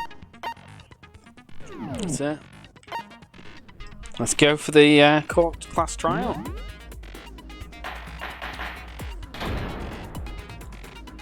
Is it going to play out like Let's Phoenix begin Wright? with a basic explanation of the class trial. So, your votes will determine the results. If you can figure out who done it, then only they will receive punishment. But if you pick the wrong one, then I'll punish everyone besides the blackened, and the one that deceived everyone else will graduate. And the killer really is one of us, right? Of course! Okay then. Everyone, close your eyes. And whoever did it, raise your hand. Don't be a goddamn idiot. Why the hell would they raise their hand? Before we move on and start the trial, can I ask a question real quick? What's going on with those pictures. I'd feel awful if they got left out just because they died. Friendship penetrates even death's barrier. Friendship penetrates? Okay, but what about that other empty seat? There were only 15 of us to begin with, so why are there 16 seats? Oh, no reason. It's just that our little courtroom here can technically fit up to 16 people. Okay, that about does it for the preamble. Get ready to get started. First up is the case summary. Now, let the class trial begin. It's about to begin, the debate to decide who we think the killer is. Anything I found out, anything I noticed, I have to be ready to speak up about everything. Because this isn't just about me. Everyone's lives are on the line. Your first non-stop debate is about to begin. Would you like to hear more? Absolutely, I've never played the game before. Of course I do. As things progress during each class trial, you'll engage in a number of non-stop debates. During these discussions, characters will speak after another without pause. It's up to you to unearth any lies or contradictions buried within their statements. What this means is you'll have to use your truth bullets to refute what they say. Any relevant truth bullets you found during your investigation will be loaded into the truth cylinder. Use the left stick to aim and then fire with the X button. Pay close attention to each character's statement and use your truth bullets to blast the right ones. Okay, so I've run out of time. I get a fail. Okay. Yeah. Cool. I did need to know that.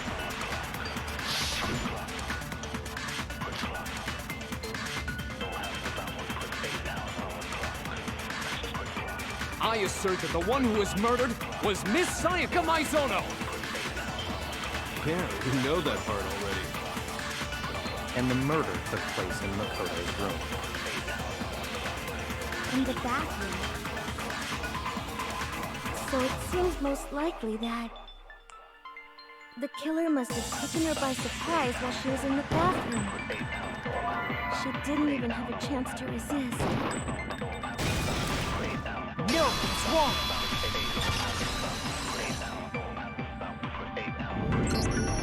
Just a second, Chihiro. Try to remember how my room looked. With the way things had been damaged, I think we can definitely assume there was a struggle. A struggle? Between who and who? Between Sayaka and the killer, of course. So you're saying Sayaka wasn't caught by surprise in the bathroom? She must have been attacked in the main room first. Then, she ran to the bathroom to try and hide. The killer followed her in, and that's where they finished the job. That much should have been obvious after taking one look at the scene. It shouldn't even need explaining. Sorry. Okay, so what's next? Next is the subject of the murder weapon. Wow, this is starting to sound like a real trial.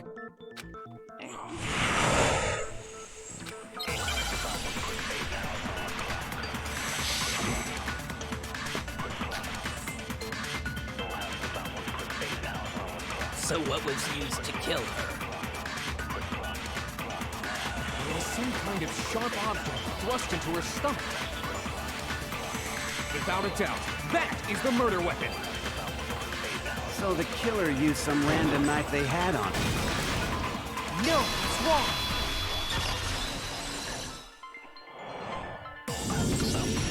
wrong. No. I do think it was a knife, but not just any knife. I'm almost positive it was a kitchen knife. Huh? A kitchen knife? After the murder, we discovered that one of the knives from the kitchen was missing. Which means that knife must be the murder weapon. Oh, yeah. I guess that makes sense. You could sort of see the weapon sticking out of her stomach. And if you look real close, I could totally see that being a kitchen knife. Okay, so the murder weapon was a kitchen knife, but where does that get us? I mean, we all know Makoto killed her, right? That's right. Makoto's room was the scene of the crime. What more proof do you need? Hold on a second. Let's draw our conclusions after we presented our arguments. Otherwise, what's the point of the trial? Well, we can talk all we want. It's not gonna change that conclusion. I don't think that's true at all. I'm sure if we keep at it, something new will reveal itself. You really believe that?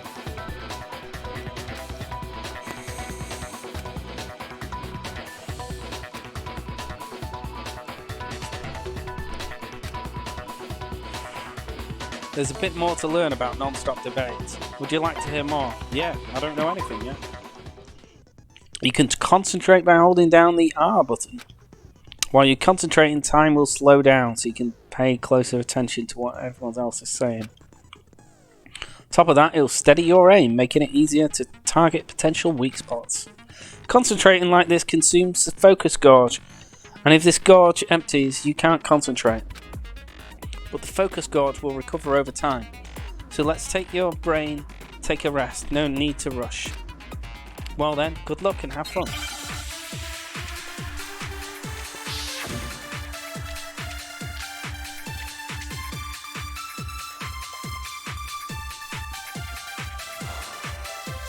So I guess there's no question that the kitchen knife was the murder weapon. But where does that get us? Makoto must have taken it from the kitchen, right? He did it in... Nobody was in the dining hall. No, it's wrong.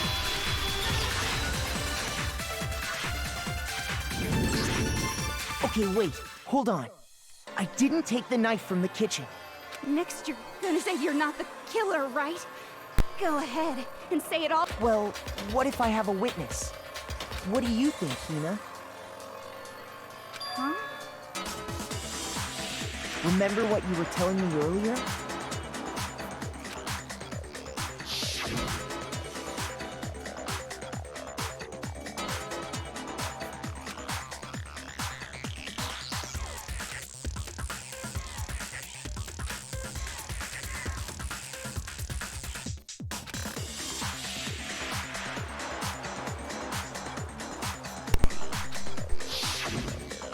Just to be perfectly clear, the knife disappeared while you were in the dining hall, correct? Yeah, that's right. And at any point while you were there, did you ever see me come into the dining hall? No, I don't think so. You don't think so? No, he definitely wasn't there. The knife disappeared while Hina was in the dining hall, but I wasn't there the entire time. In other words, there's no way I could have taken the knife. Okay, then what about this? What if the idiot swimmer girl and Makoto are in on it together, and lying to protect each other? Idiot swimmer girl? Oh, and more importantly, why would I get involved in something like that? Speaking of which, I'd like to ask the bear, if there is an accomplice, do they also become blackened? So you ask, and so I shall answer. Each murder is allowed to have an accomplice, but only the one who does the killing will get to graduate. So in other words, two people can work together, but one of them has no chance of profiting from it. Then there's no way anyone would work together, right? But what if they did work together, and they just didn't know about the rule? Good grief! Enough already. No, okay? There are no accomplices in this case. Oops, did I say that out loud? Anyway, I didn't go to the dining hall, and I didn't take the knife. So I'm not the killer. Okay, so then, who did take the knife? Hina seems the obvious candidate. After all, she just said she was in the dining hall. No way! I swear it wasn't me! Sure, but can you or anyone else prove that? I can. That's right. Sakura was with me the entire time I was drinking my tea. I hate to have to ask, but just to be sure, Sakura's... Me. Right. But then, couldn't either one of them have grabbed the knife? Actually, no. Because, well... Just spit it out already. I stayed in Hina's room last night. I got so scared thanks to those creepy videos. I wasn't really thinking, I just asked her to stay over. Which means we have airtight alibis. You stayed over? Doesn't that violate one of the school regulations? We're not allowed to sleep anywhere but the dorms, but it doesn't say we have to stay in our assigned room, so I don't think that's a problem. It is a problem! A boy and a girl spending the night together? It's unwholesome! But I'm a girl. You are? Oh my gosh, I'm so sorry! But if it wasn't either of you, then what other possibility is there? Actually, there is one other possibility. Right, Hina? Oh, yeah, that's true! One other person did come to the dining hall while we were there. Why didn't you say so in the first place? Well, because... they're not here anymore. Oh. So Junko. Sayaka. She's the one who came to the dining hall. And then later, she wound up dead. Unless she brought the knife as a weapon to defend herself. Sayaka? Okay, so the person who took the knife from the kitchen was... Yeah. I got it! Then, Sayaka is the one who took the knife? That's the only possibility. And thinking back on it, she was acting kind of unusual. When she came into the dining hall, she didn't even look at us. She just went straight to the kitchen. As she left, she said she just wanted a drink of water. But most likely... And the person who took the knife was the victim herself. I'm sure she just took it for self-defense. So you're saying the knife she took was then taken from her, and she was killed with it? In that case, you may not have taken the knife, but you still could have killed her. What? See? He did do it after all! No, you're wrong! So, that's how you would twist the argument and send us all off in the wrong direction? You possess a most terrifying talent. Damn, if I don't do something, they're gonna blame me for the murder. Don't they understand? If they convict me, everyone's gonna die. Hold on. It's still too early to decide conclusively that Makoto is the killer, wouldn't you say? Because you see, if the room did belong to the killer, then they did something most bewildering. And until we unravel that little mystery, you simply can't declare that he's the killer. Bewildering? What the hell are you talking about? Something was missing from the scene of the crime that by all rights should have been there. You know what I'm talking about, don't you?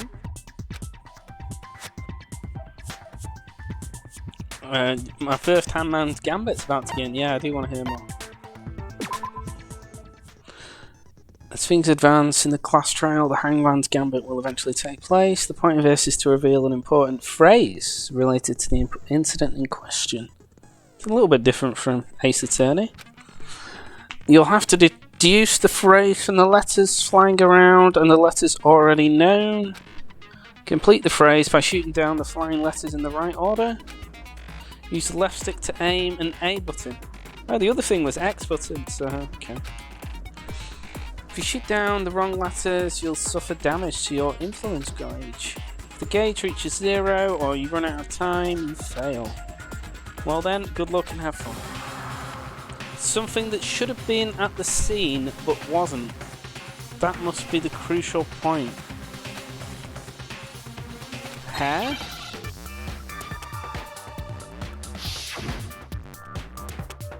Movie? What? Oh, I've got to shoot letters. Oh, it is her.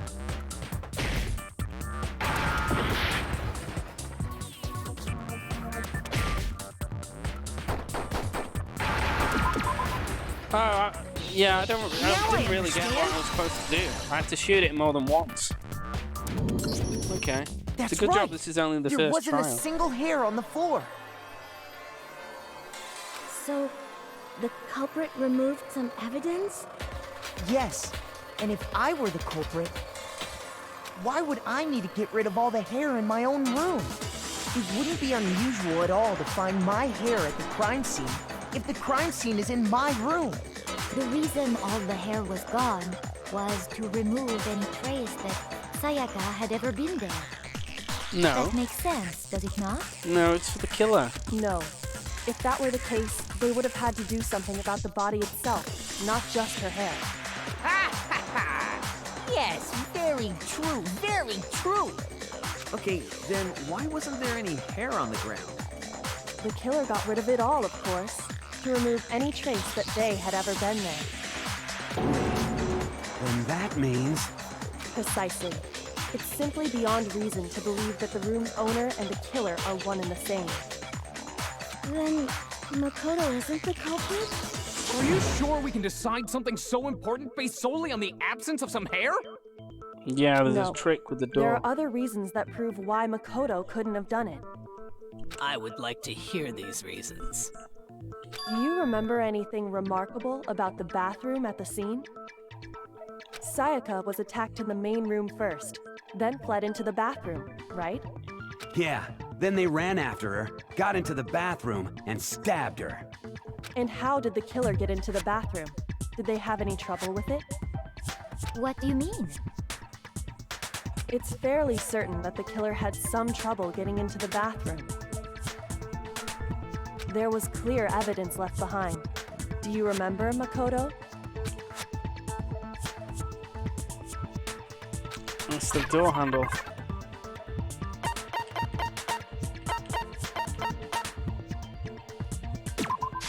I got it! Evidence that the killer had trouble getting into the bathroom. You're talking about the doorknob, right? Huh? The doorknob? What doorknob? The doorknob for my bathroom.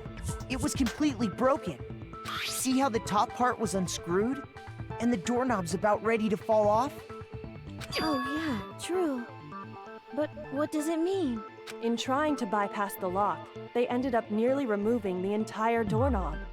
This is another most bewildering act for the room's owner. It proves Makoto is beyond suspicion. So what? You're saying he wouldn't break the door in his own room? But if the only choice you have is to break it, you break it. There's nothing bewildering about it. You still don't see? Okay then. Let's take another look at how the incident unfolded. Hopefully that will help you understand. Kyoko said it was a bewildering act. I almost didn't notice it at first, but is that the key point here? There's a bit more to learn about non-stop debates, yeah, I do.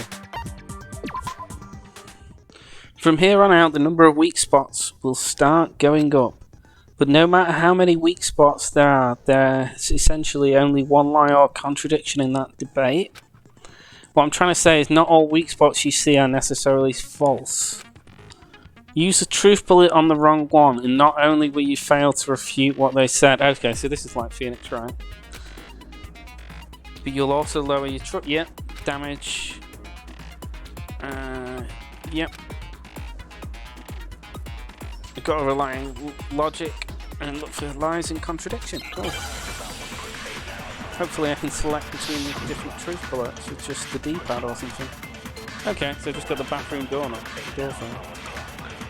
The incident took place in Makoto's room. Sayaka was first attacked in the main room. She then fled into the bathroom. Then the killer ran after her. And they got into the bathroom. At that point, the killer had to try and bust down the door.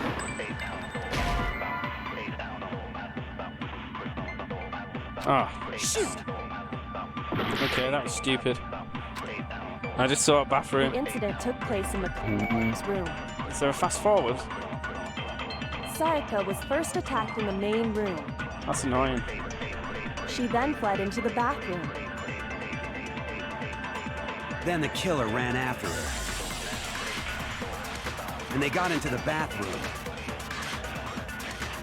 At that point, the killer had to try and bust down the door. Seeing if there's a fast forward on the control. Nope. No fast forward. Because Sayaka had locked it. And finally, the culprit had Sayaka cornered. I missed it completely. Oh, that's great. It was you, wasn't it, Makoto? Admit it. We already know the answer.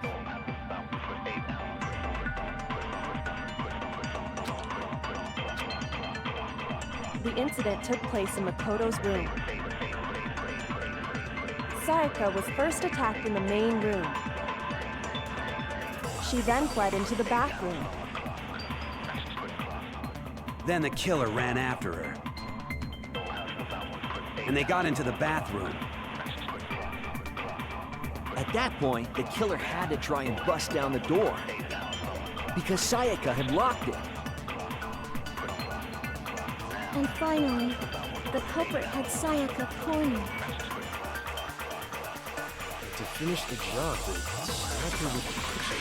It was you! Wasn't it? We already know the answer. The incident took place in the Sayaka was first attacked. She then fled into the bathroom. Then the killer ran out and they got into the bathroom. At that point, The killer had to try because Sayaka had... No, it's wrong. Getting to grips with the now. The reason my bathroom didn't open wasn't because it was locked. After all, the girls' rooms are the only ones with walking bathrooms, right? Yes. Yes. Now that you mention it, that is true. Then why didn't your bathroom door open? Because it was stuck. Huh? What are you talking about? My bathroom door doesn't fit in the frame quite right. Monokuma over there can testify to that. yup, true as true can be. But you know, you're supposed to be the ultimate lucky student, right? But to have such a cruddy door, that's not lucky at all. So the reason the door didn't open was just because it was stuck. But the killer didn't know that and assumed it was locked. So they tore apart the doorknob to get in. Okay, but then why would the killer even think the door was locked in the first place? Everyone should have known you can't lock any of the boys' bathrooms. The killer could easily make that mistake, thanks to one important detail about the scene of the crime. The killer was convinced the bathroom door was locked. So they didn't know the bath door actually couldn't be locked. In other words, the important detail they didn't know about the crime was the crime took place in my room. I got it! The killer must not have realized that it was my room. What? Are you saying the culprit didn't even know where he was? That's inconceivable. And yet, he's absolutely right. Say what? Well, to be more specific, what the killer didn't know was that Makoto and Sayaka had switched rooms. Which is what led to the misunderstanding about the bathroom. If Sayaka had been in her own room, then there would have been a lock on the door, and they would have had to break through. So they had no idea how unnecessary their actions were. ultimately, we can't know if it came open by force or simply by accident. But the killer must have been considerably confused, with no idea how they actually got the door opened. Regardless, it was a pointless act. Wasting time trying to break down a door that wasn't locked is... definitely something I wouldn't do, since I would have known exactly why it wasn't opening, right? That is a definite possibility. So the killer would have to be someone who didn't know they'd switched rooms? Then Makoto couldn't have done it. That's what I've been trying to tell you. Okay, then who did do it? I'm sorry, but I give up. Quit without saving. But what happens if we can't decide on who we think did it? Well, why don't we just vote right now? Majority rules. Majority rules? You really think that's a good idea? Yeah, our necks are on the line here. Someone seriously needs to do something. For serious. Does no one have any other thoughts or questions? It does not matter how trivial they may seem.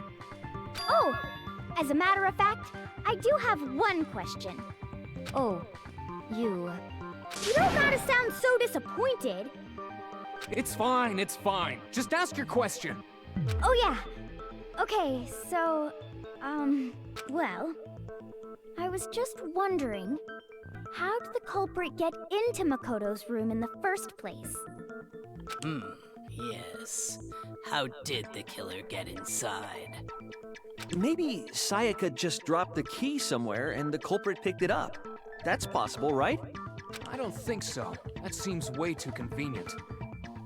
Then maybe someone picked the lock? Negative! If you remember, Monokuma made it quite clear that the locks are all unpickable. Fine. How about this? The killer got in the easy way. They could have knocked and said they wanted to talk or something, and Miss Maizono just let him in. No, that can't be it either. Oh, trying to argue against me? Sounds like someone doesn't know his place. Hello? Why exactly can't that be it? Because she asked me to do something in particular, because of how frightened she was. That's the answer right there. There's no way Sayaka let someone in because...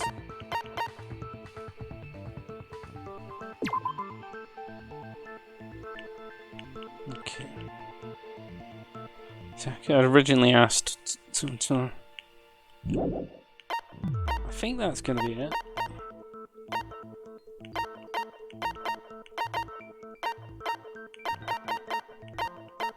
Yeah, I'm going with that. I'm not overthinking it. I got it! Because Sayaka was already scared, remember? That's why she asked me to switch rooms in the first place.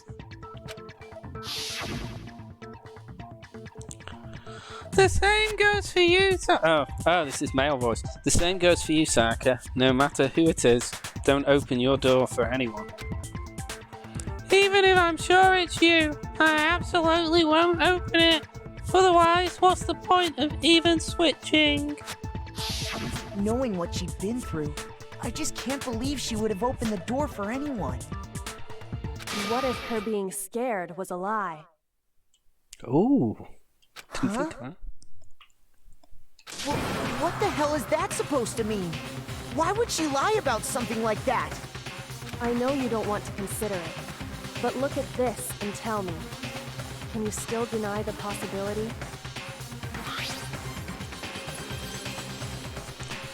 There's something I want to talk to you about. Just us two, in 5 minutes. Come see me in my room. Sayaka. Check the nameplates to make sure you don't get the wrong room, okay? I found a notepad during my search, and I shaded in the top sheet with a pencil. And these are the words that appeared. Oh man! I've totally seen people do that on detective shows. Well, I tried investigating the notepad earlier, but... When you write, it can leave an imprint. Sketch over the next sheet of paper, and you can see the words. When I saw that, I was like, holy crap! I'd better make sure I rip the paper out before I use it from now on. It's a pretty old-fashioned technique, but even the classics can be surprisingly useful sometimes. Oh, and I should also mention, I found the notepad on the desk in Makoto's room. Huh? Which means only someone who had been in Makoto's room before the incident could have written it.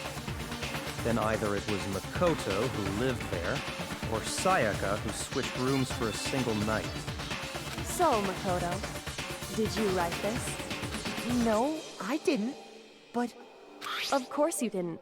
Because the note also bears a perfectly legible signature. Sayaka's signature. Then that note, Sayaka wrote it? but why? Why would she write that? The note was likely her way of getting in touch with a certain someone. She must have slid it under their door to let them know she wanted to meet with them in secret. If you got an invitation like that from the ultimate pop sensation, what young man could resist? Of course, I'm only into 2D, so it wouldn't have any effect on me. But can we be sure anyone even got this note? And honestly, even if they did, I do not think they are at all involved in what happened. Huh? What makes you say that? Would you like to hear what I have to say? Very well then, pay attention.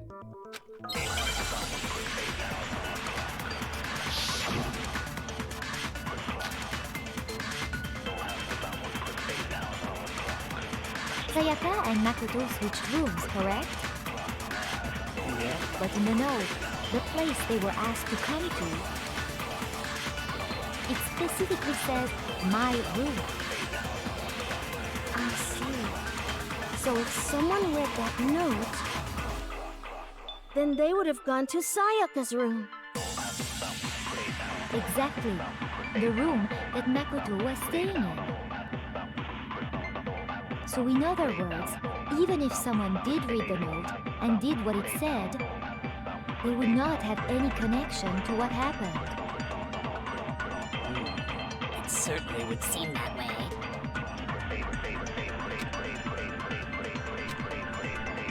Sayaka and Makoto switched rooms, correct? It's either this one or the But next in the one. note, the place they were asked to come to, it specifically said,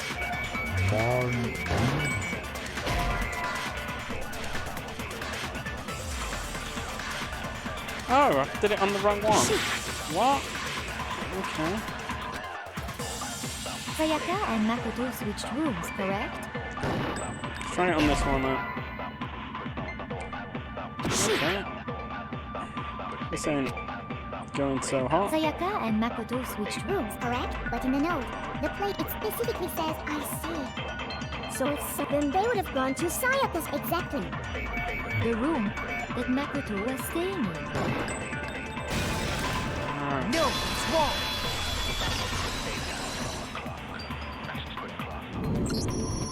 The nameplates on Mai and Sayaka's rooms got switched. They got switched? That's right. The nameplates got switched, just like the rooms themselves. As a result, the nameplate on Sayaka's room actually had Makoto's name. And the nameplate on Makoto's room had Sayaka's. So what you're saying is, the room Sayaka was staying in was actually marked as her room. Then, if someone did do what the note said, they would end up at Makoto's room where Sayaka was. Plus, their rooms are right next to each other, so switching the nameplates would be no problem. And the one who switched the names was... Well, of course it wasn't you, right, Makoto? Gotta be Sayaka. Right? Okay, then who did it?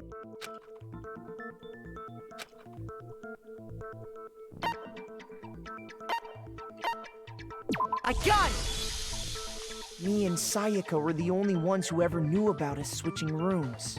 So the only other person besides me who would even know to switch the nameplates was Sayaka. You can also infer as much from her note. There's something I want to talk to you about, just us two in 5 minutes. Come see me in my room. Check the nameplates to make sure you don't get the wrong room. She again. specifically tells the reader to check the nameplate. She would only have written that if she knew the nameplates had been switched. But why would she switch them in the first place? She wanted someone to come to the room she was in, and also hide the fact that it was Makoto's room. What? Inviting someone to your room, but not telling them you'd switched rooms. Why would anyone do that? To understand that, We first need to understand what happened after she invited the person into the room. That's where the answer lies. What happened then was probably whoever she invited over came in and attacked her. We figured it out! We know who did it! Whoever she invited over is the culprit! But who did she invite over? But we still don't know who it is, you goddamn idiot! Sayaka fought with her killer there in the room, yes? Perhaps the answer to our previous question lies in that initial struggle. Gold paint. Yes, I think you're right. Then... we just have to figure out what happened during the fight, right? That reminds me. There was a replica sword at the murder scene. Was that perhaps used during the fight? Oh yeah. What's the deal with that sword? Sayaka suggested I should hold on to it. I thought it might come in handy if I had to defend myself. It seems pretty likely that the killer used it to break Sayaka's right wrist. But how the hell could you possibly know that's what broke her wrist?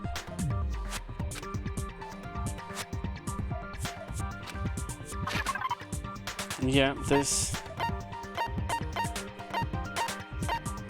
Yeah, it's that. It's got gold paint on it. I got it! All you have to do is take a good look at her broken wrist, and it should become pretty clear. Right there where her wrist is all swollen, there's something glittery there. See? Is that gold? Yeah, it's gold paint. It sure is. Specifically, the gold coating from the replica sword. You barely have to touch that stuff, and it'll stick right to you. And there's some on her wrist because... I got it! Because she got hit with the sword, right there on her wrist! I see. And so the truth draws ever closer. Alright, then it's about time to solve this mystery. What happened in my room? And what led to Sayaka's death? That's what we need to make clear. There's a bit more to learn about non-stop debates. Yeah, absolutely. Yeah. Multiple. Oh, okay. Only one. Okay.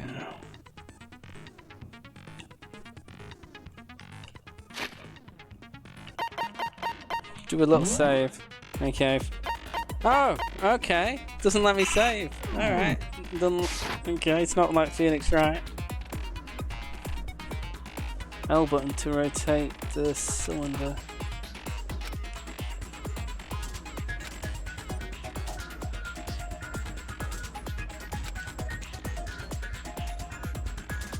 What?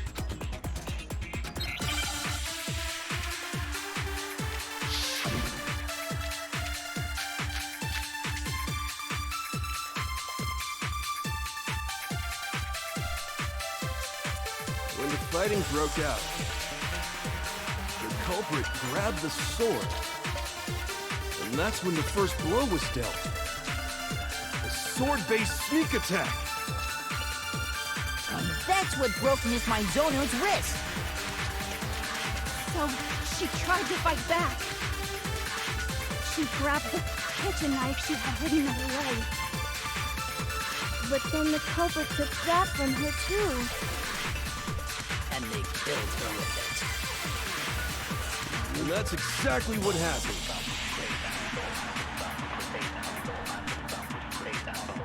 If the person with the sword really did attack first, there's no explanation for how a certain part of the sword got damaged.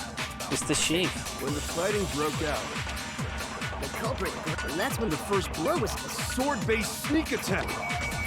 Fighting now. No, it's wrong. No, I was right. Nice. Actually, no. I don't think the fight started with the sword. Why not? Because the sword's sheath had been scratched. See? There's a gash in it. Like someone cut into it with something sharp. Something sharp? You mean like the kitchen knife? That was the only sharp thing found at the scene. Stop jumping ahead! Slow down and explain it so I get what the hell's going on. If the sword was used first, there wouldn't be any explanation for the scratch on the sheath. If you were going to attack with the sword, you'd take it out of the sheath first, It was right? used defensively then. That's true. With the sheath on, it'd be heavy and bulky and useless as shit. Okay, so how did the sheath get damaged? If they got attacked with the kitchen knife, maybe they grabbed the sword as a defensive impulse. In that situation, there wouldn't be any time to actually unsheath the sword. So you're saying the sword was initially used to defend against an attack from the knife? Which means whoever had the kitchen knife was the one who attacked first. I think I get it. So here's how it all played out. The culprit came in, found the kitchen knife hidden there somewhere. Then they took the knife and attacked Sayaka before she knew what was happening. So she grabbed the sword to defend herself, but then the culprit took that from her too. Then, after they broke her wrist with the sword, they took the knife and finished it. Sorry, but I don't think Sayaka used the sword to defend herself. No, it's What? not to attack her. How the hell can you not think that? Because she never held the sword at all. There's a certain part of her body that makes this clear.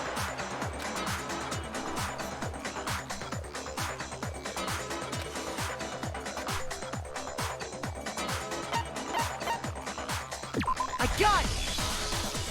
You're talking about her palms, right? The palms of her hands were perfectly clean, so I don't think she ever picked up the sword. How can you know that just by looking at her palms? Like I said before, the gold coating on that sword comes right off. All you have to do is touch it.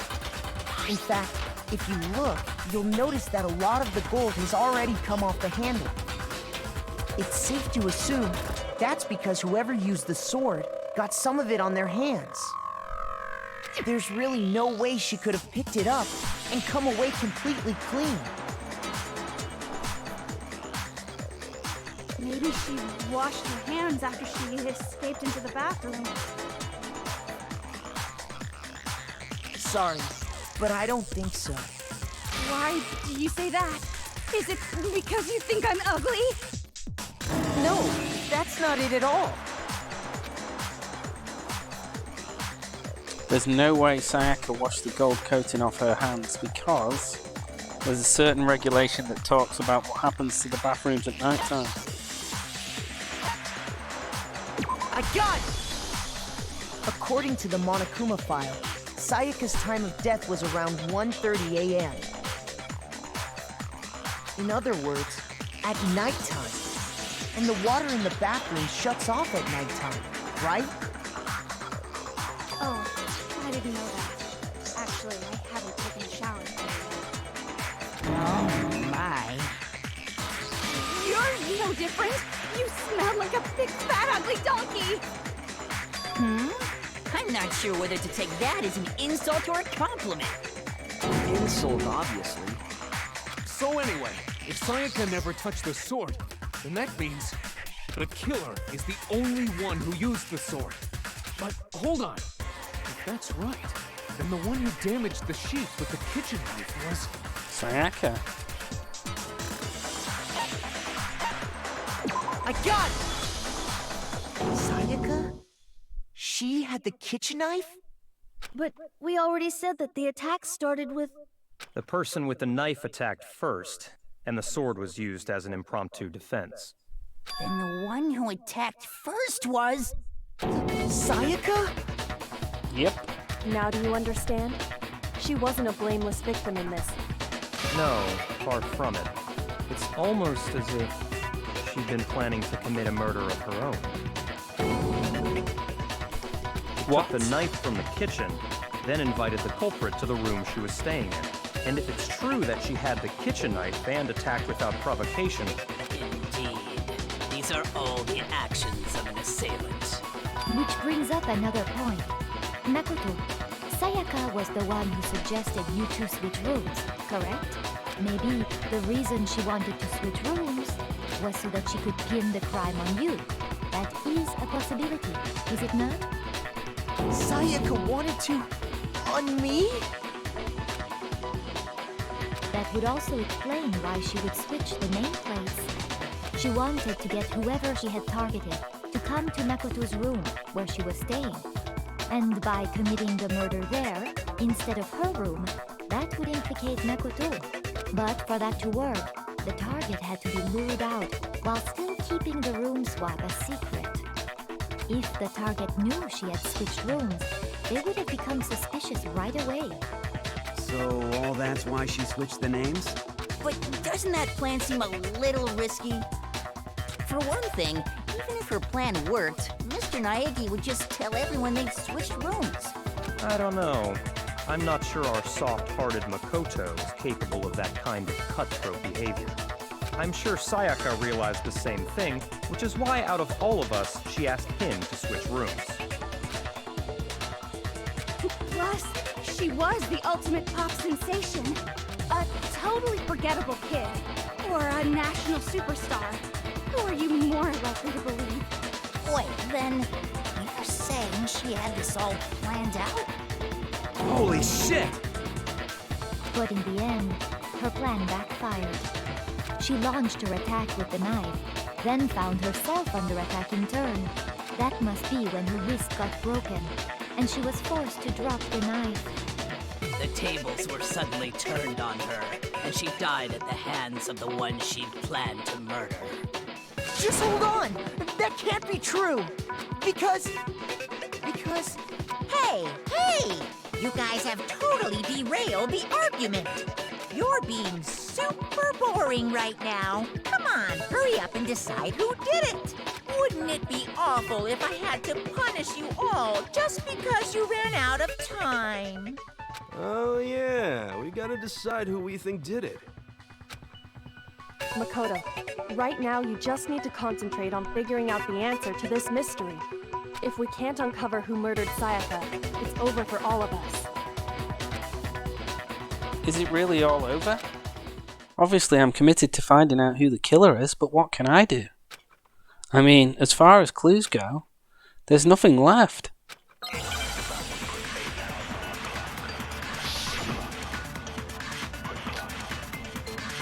Yeah, there's the dying message, yeah.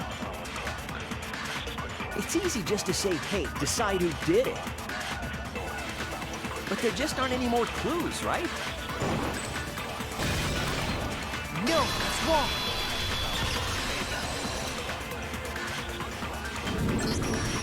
There still might be one clue left.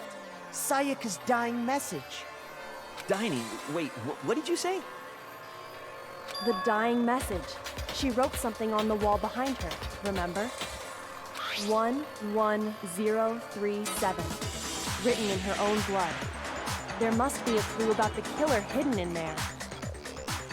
Well, before we get too far into that, I need to ask, can we really be sure that Sayaka is the one who wrote it? We can. There's, I got it! Her left index finger had blood on it. Yep. That could only be because she used that finger to write the message. I see. She broke her right wrist during the fight, so she'd have to use her left hand to write. Sure. I think we can all agree Sayaka wrote it. But still... what the heck do those numbers mean? 11037? It looks like Leon to me. Hey, Chihiro, you're a computer nerd or whatever, right? You should know all about numbers and shit. No, that's not... Yes, I'm a programmer, but I don't see any kind of meaning in these numbers. Of course. It's because they're not numbers.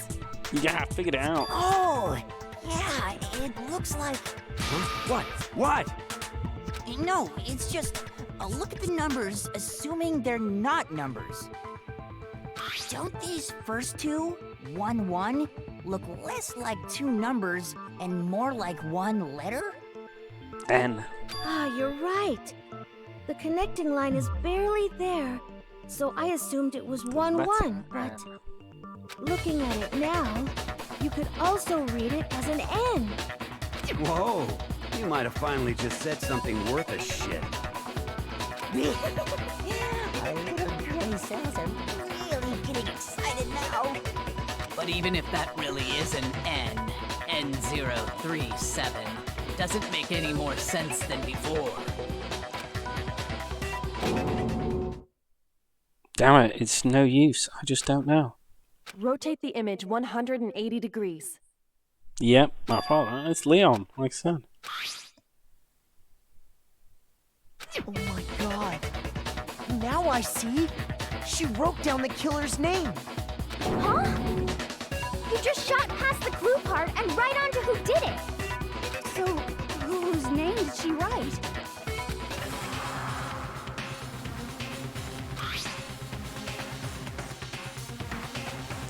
You turn her message 180 degrees. It should become crystal clear.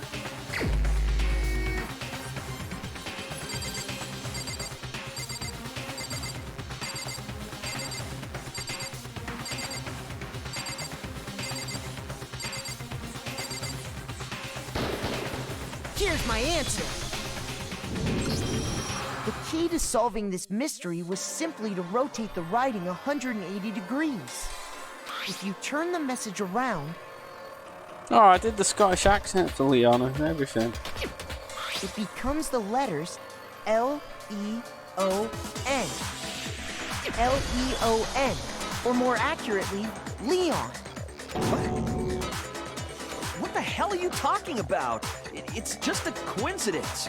It's just a bunch of random squiggles that happen to look like my name. No, it's not random at all.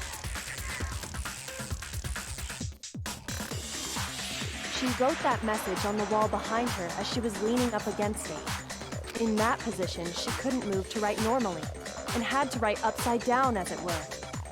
And as a result, when you look at it standing in front of her, it ends up getting flipped. Try it for yourself if you want. Write something sitting like her, and the letters will be inverted. That sounds like one hell of a stretch to me. I'm the killer? You can't just go and say shit like that.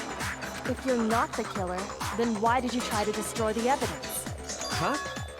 You know what I'm talking about, right, Makoto? The evidence Leon tried to get rid of? It's that thing I found on the ground in front of the incinerator, right?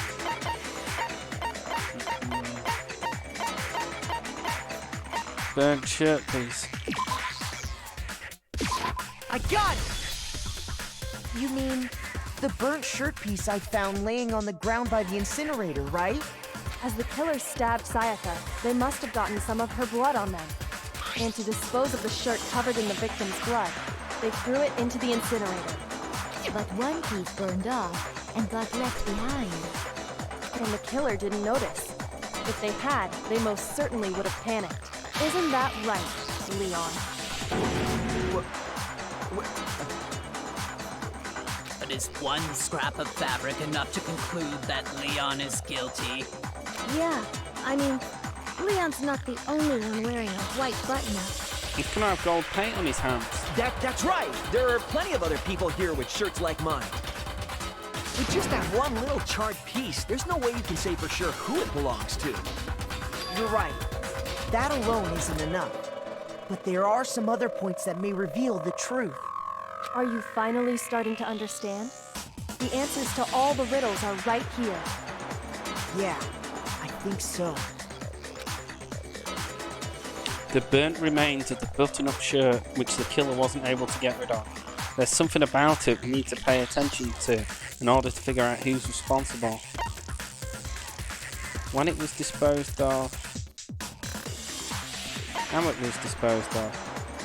I got it! If you look closely at how the shirt was disposed of, we should be able to figure out who the killer is.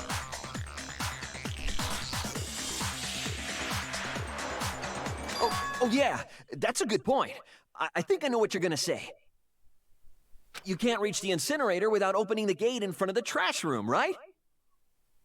And obviously, you wouldn't be able to hit the switch to turn it on either. You'd need the key to get in, and the one with the key was the person on cleaning duty. So the killer had to be whoever was in charge of taking care of the trash, right? Interesting. No, that's wrong. There was another way to use the incinerator without being the one on cleaning duty. And that's exactly what proves that Leon is the real killer.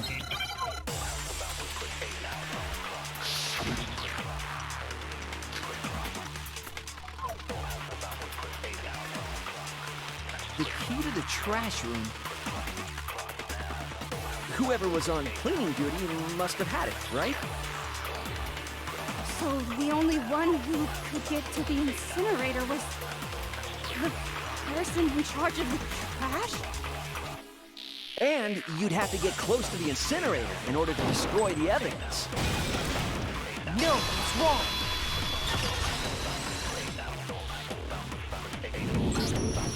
Hold on. I think I know how someone could dispose of the evidence without using the trash room key. But if you can't get past the gate, you couldn't possibly turn on the incinerator, could you? Yes, you could. If you used this. What is it, some kind of glass ball? It's busted to hell. Actually, it was supposed to be a crystal ball, But how would you use it? Oh, Leon's the ultimate baseball star, of course.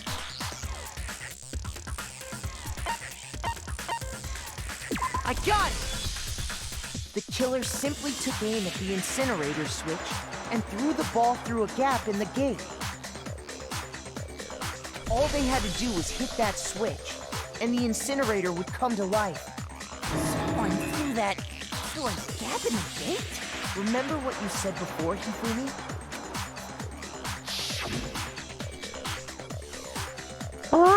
Someone turned the incinerator on! Very strange. Of course, certain. It was us last time on Saturday.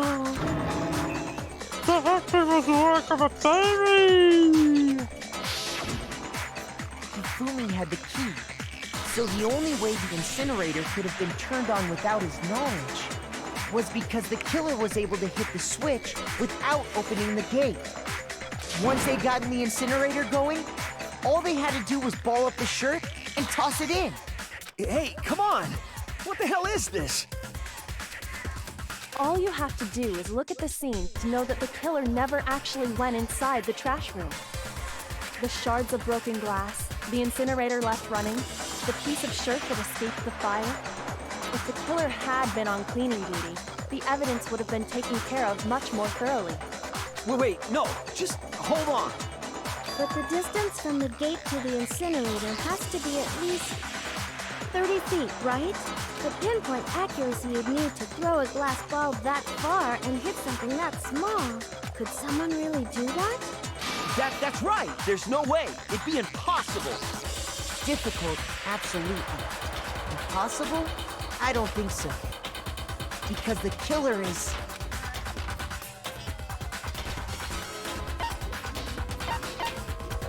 I got it! Because the killer is the ultimate baseball star. Isn't that right, Leon?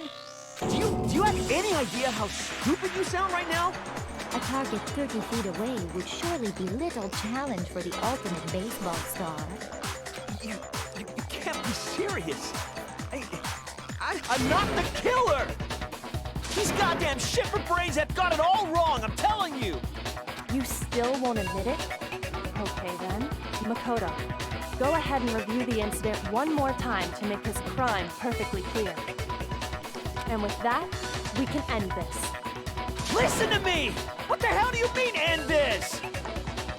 Say what you want, Leon. But all the questions have been answered, and the truth has been revealed.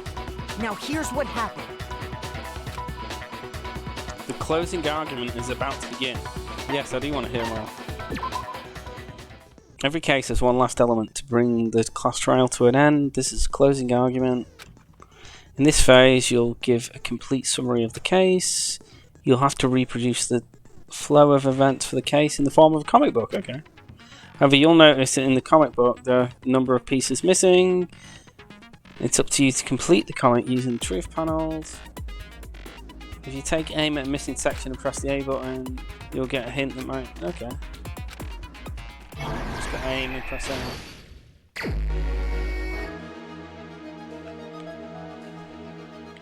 Oh, okay. Okay, I get it.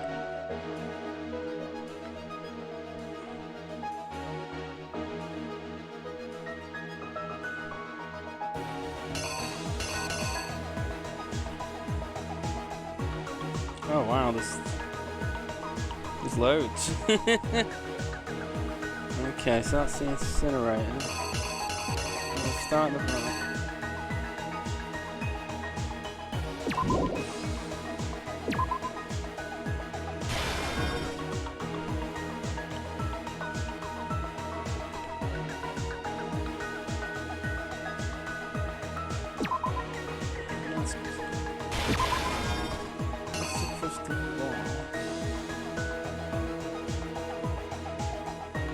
Yeah, that's definitely the incinerator one.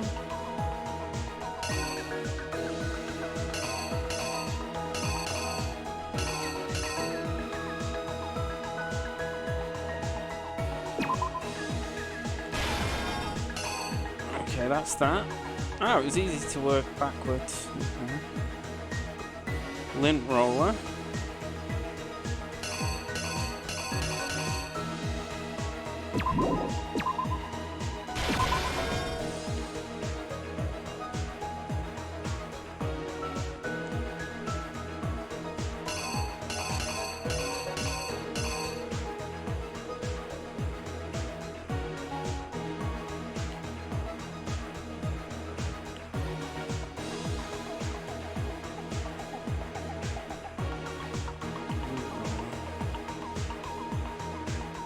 Okay, so that's when she did the name. Yep. Okay.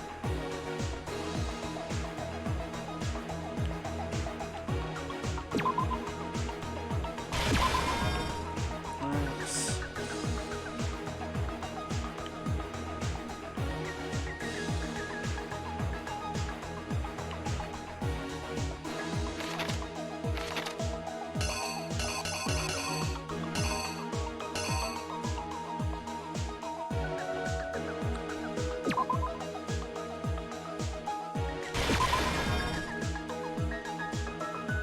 Well, actually, that's the...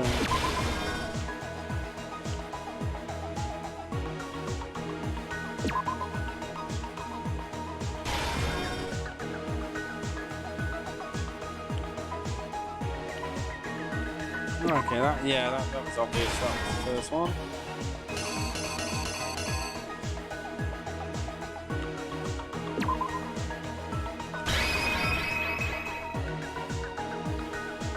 Reenact with that. Here's exactly what happened. I think I'd better take one more look back at the case from the beginning.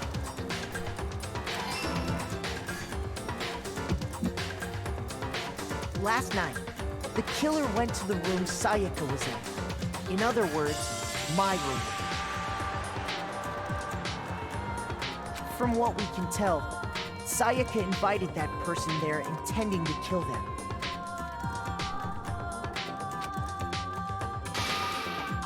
She attacked them with the knife she'd taken from the kitchen earlier.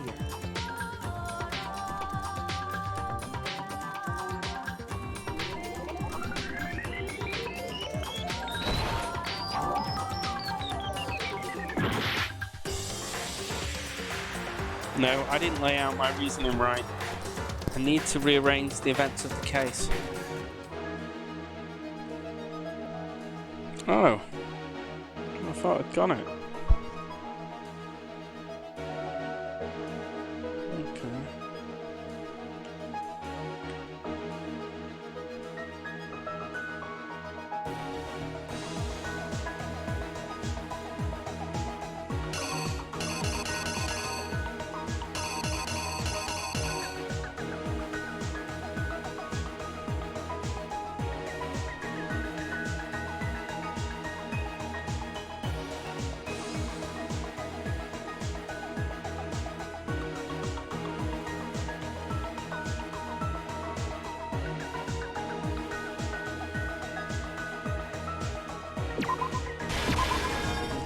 Excellent.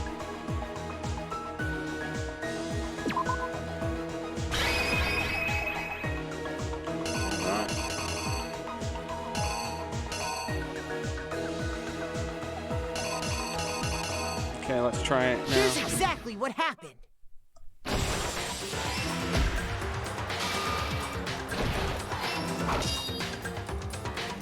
But then something happened that she wasn't prepared for.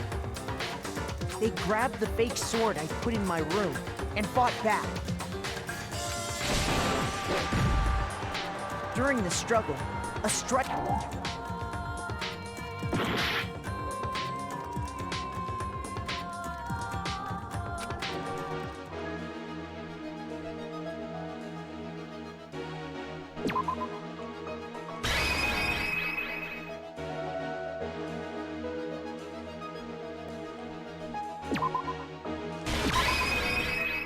The killer is you! Let's try it again. During the struggle, a strike from the sword broke Sayaka's right wrist. Just trying to put my reasoning together for this case. I hope you enjoy the stream if you've just popped by. And that's when she Please do lost her consider grip dropping on the me a kitchen follow. knife.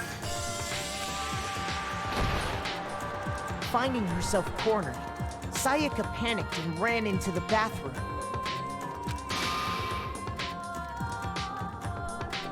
The killer went after her, but couldn't get the bathroom door open. What they didn't know was that my bathroom door got stuck easily, and there was a trick to opening it. Sayaka knew about that because I told her, but of course the killer had no way of knowing.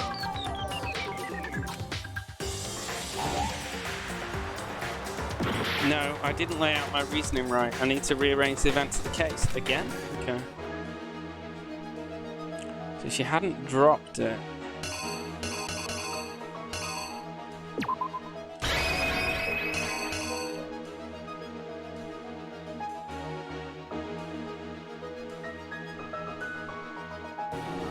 Here's exactly what happened. Finding herself cornered, Sayaka panicked and ran into the bathroom.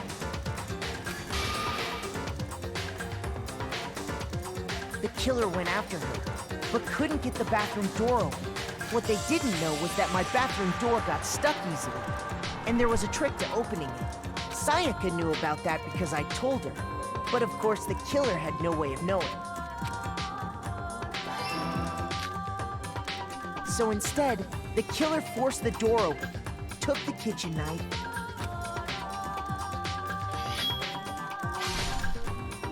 and stabbed Sayaka.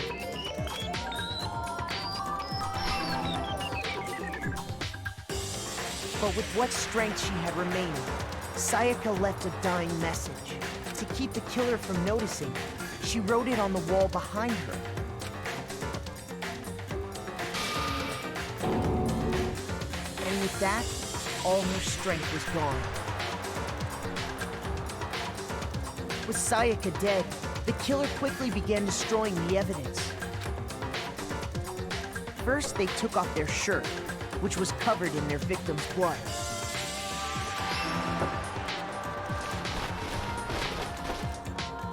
Then they took the lint roller in my room and cleaned up the entire area.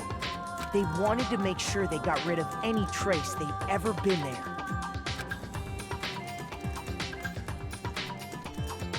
Afterwards, the killer headed to the trash room to destroy their bloody shirt. They tried to burn the shirt using the incinerator there, but the trash room was blocked off by an especially sturdy gate, preventing access to the incinerator. So they came up with a plan to use Hiro's crystal ball, which he left in the laundry room. The killer managed to throw the ball through the gap in the gate and hit the incinerator switch. For any normal person, that'd be an impossible throw, but the killer had the confidence to take a shot. And that's because the killer was the ultimate baseball star. The crystal ball, thrown with absolute precision, hit the switch on the incinerator, which then quickly roared to life.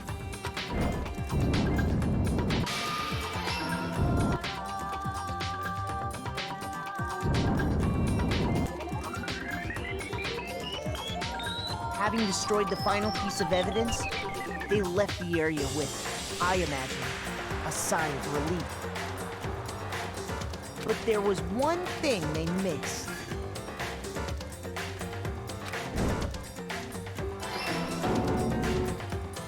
Part of the shirt they'd thrown into the fire burnt away and fell out of the incinerator. The killer didn't notice this, and so left behind a piece of indisputable evidence.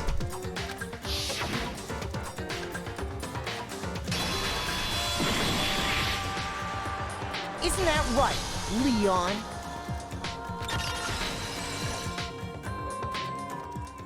It would appear that Hiro simply forgot his crystal ball in the laundry room. You went there to try and wash the blood out of your shirt, and that's where you saw it, right? Seeing the ball, you thought of a way to take care of everything. So, Leon, do you object to anything that's been said? Do I object? Hell yes, I object! Of course I do! I object! I object! I object! I mean, all of this is just a bunch of stupid theories. You need evidence. Where's the evidence? Without evidence, it's all bullshit. It's bullshit and I refuse to acknowledge it. Well then, I guess this is as good a time as any to present the evidence that proves you did it. I'm thinking gold paint on his Makoto, hands. I believe you're in possession of that evidence. I have the evidence? Your first truth bullet time battle is about to begin. Yes. Absolutely want to hear more, please. Sometimes during a class trial, your opponent simply won't want to hear what you have to say. When this happens, you will engage them in a head-to-head battle. We refer to this as bullet time battle. During the bullet time battle, you want to destroy your opponent's statements in time with the rhythm. What? Oh no, it's going to be a rhythm action game. Match your button presses with the tempo marker as they move across the screen and reach the center. Okay. Yeah, you kidding me on the tempo marker? They've got to make it one of those, so. Oh, so that's like lining up at the top right. Okay, so press the A button to lock onto the opponent's statement. Destroy the statement you've locked onto with the X button as a tempo mark. Okay, so I've got to lock onto the statement and then press the X button on it.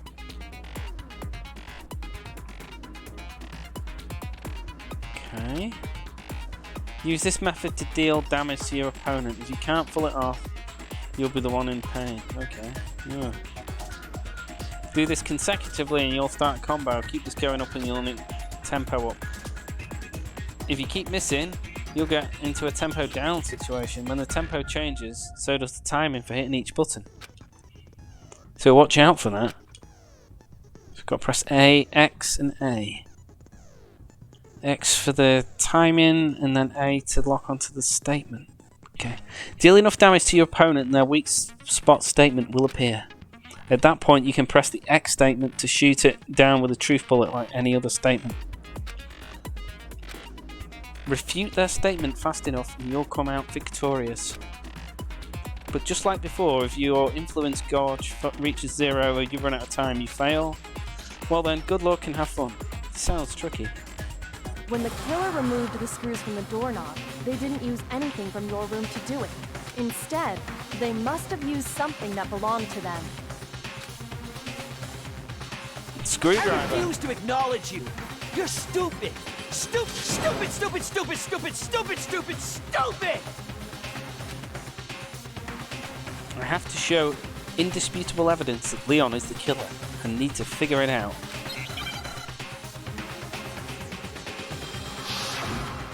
Tempo battle time.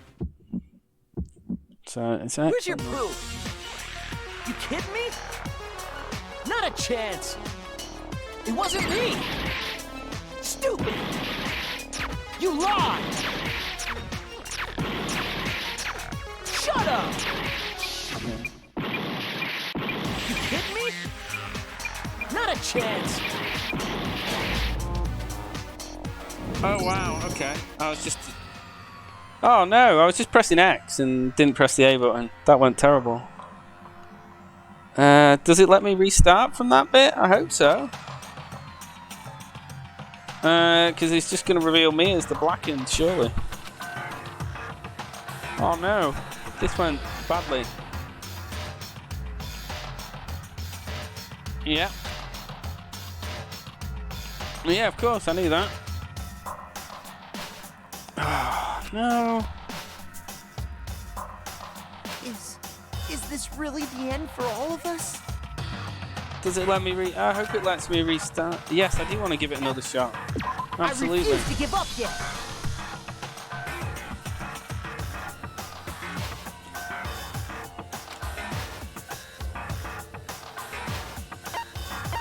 Yeah.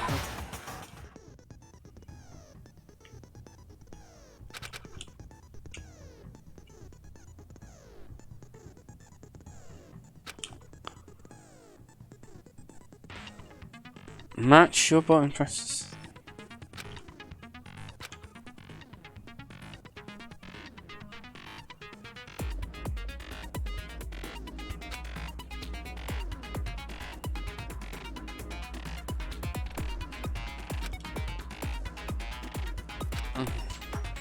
So I've just got to lock on first, right? Okay.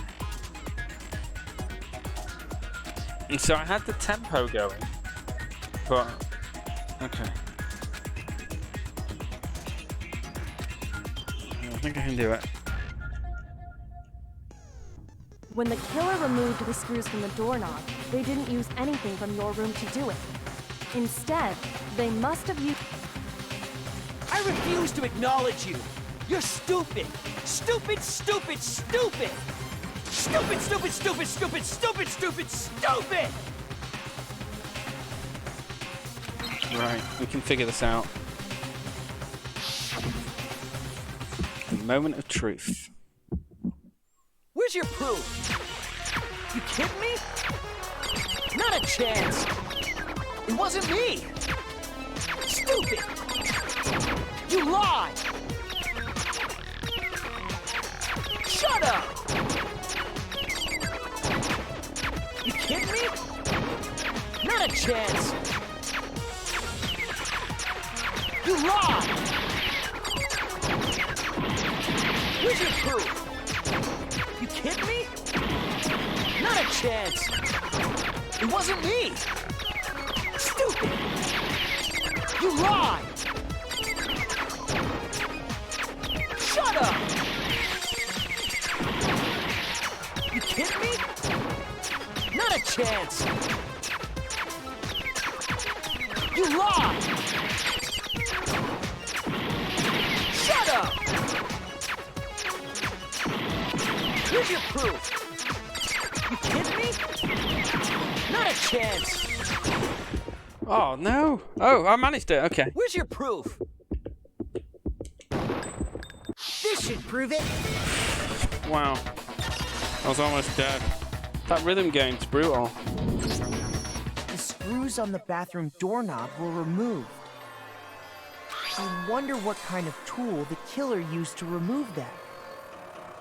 I mean, it had to be a screwdriver, right? Oh yeah, I'm pretty sure the toolkits we got each had one inside. That must be what he used. There aren't any other tools anywhere. But the toolkit in my room had clearly never been used. That's because the culprit didn't know it was your room. They thought they were in Sayaka's room. Only the boys got toolkits, so the killer naturally assumed there wouldn't be one in there. Okay, then whose toolkit did the killer use? Stupid, stupid, stupid! It had to be their very own toolkit. Stupid, stupid, stupid, stupid, stupid! Leon, would you mind showing us your toolkit? If I'm right about this, then the screwdriver will show some evidence of being used. Stupid, stupid, stupid! Huh? And if you say you used it for something else, you'll have to explain exactly when, where, and why. And let me say this right now. I lost it isn't an excuse at this point. Stupid. Stupid.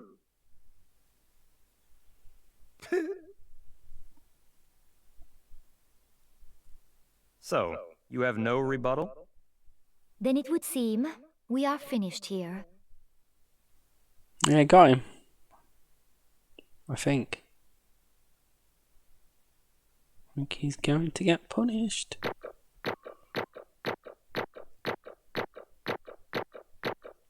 Yeah, obviously I got a C for that last bit. It was awful.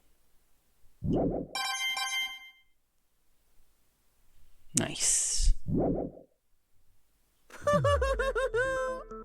Looks like you've reached your verdict. Then are we ready to cast our votes?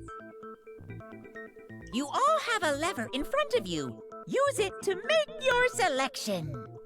Oh, just to remind you all, make triple sure you vote for someone. You wouldn't want to be punished for something so minor, right? Okay, then let's get excited! Who will be chosen as the Blackened? Will you make the right choice or the dreadfully wrong one? What's it gonna be? What's it gonna be?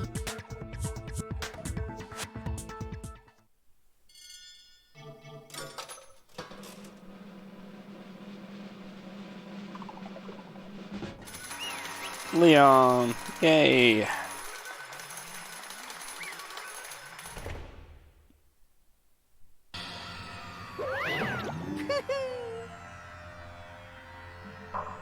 Woohoo! Looks like you got it right on the money. The Blackened in the one case that killed Sakaya was none other than Leon Kawada. Huh? Hey, hold on. Hold on a second. Leon, did you really kill Sayaka? But I don't believe it. You son of a bitch! Son of a bitch, what is wrong with you? I didn't have a choice.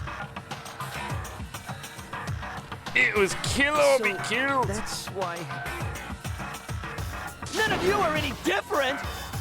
All wrong step, and you be the one standing here. It was complete chance that I wound up like this. I was just unlucky. That's all. Hey, come on! You just expect me to accept my death? Everything's become clear. The decision we made was right after all. But when I think about that, honestly, it'd be better off if we'd been wrong. Because if what we came up with is really the truth, then the truth is that Sayaka was trying to frame me. But even if that's true, I can't say she was wrong. After all, the mastermind. It's all because of that video. Even I couldn't handle what I saw in there. If I was her, and that video actually had something to do with me, I can't even imagine. Now we're trapped here with no way out. They're probably waiting for me. Why? I can't afford to be stuck in here. The one thing that was more important to her than anything else, her dreams, her friends.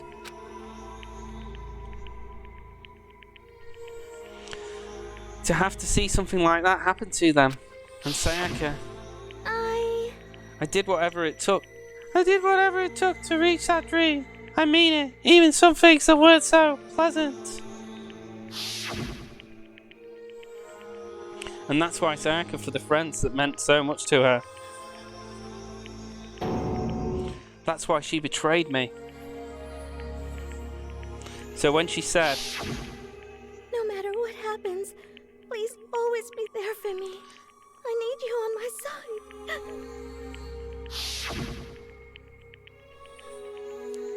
she was lying to me from the very beginning. She was using me. Is that why she talked to me in the first place? I guess I'll never know. Because there's nothing I can do to ask her what she was thinking. Once she's dead, that's it. entertainment industry must sure be terrifying, huh? I mean, to try and kill someone just because of those relationships. She seemed so nice and lovely on the outside, but inside, she descended into pure madness. So, what do you say? Phew. I understood. Really, I do. Yep. You're in utter despair thanks to Sayaka's betrayal, right? Compassion, intimacy, love. The stronger those feelings, the stronger the despair when they collapse. Stop screwing! Stop screwing with us. This is all your fault. Sayaka being forced to do something like that, all of it, everything. It's all your fault. Suddenly, in a frenzy, I lunged at Monokuma, but That's enough. as angry as I was, Kyoko latched onto my arm without hesitation. Her grip was like iron, strong enough I was sure it would leave a bruise. Calm down. If you really want to make enemies pay for what they've done, you need to let it go for now. Damn it. That was a close one. I thought for sure you were going to give me a good walloping. Just barely avoided punishment, you did. Yes, indeed. Now then, since you so magnificently revealed the identity of the killer during the class trial, the blackened Leon Kawada will receive his punishment. Punishment? You mean execution?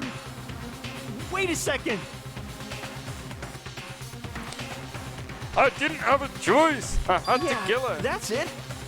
I was just protecting myself in the heat of the moment. It was self-defense. Is that okay?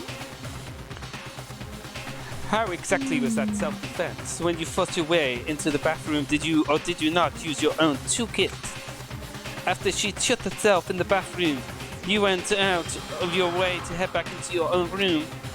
Then you came all the way back, broke into the bathroom and killed her. Am I wrong? Do you understand? You had any number of chances to stop what you was doing, but you chose not to. It is because you had an unclouded intent to commit murder. That's why... No, that's not. Stop it. I've had enough of this. Oh. Ooh, are you sure? You were closer to her than anyone, were you not? He killed your precious Sakura. What do you expect? I can't say Leon is solely to blame. Of course, I don't plan on blaming Sayaka either. Because the one to blame is him. If it weren't for you, this never would have happened to Sayaka or Leon. We shouldn't be fighting each other. We should be fighting against the one who put us in this situation, the mastermind. Did you awaken to your senses of justice?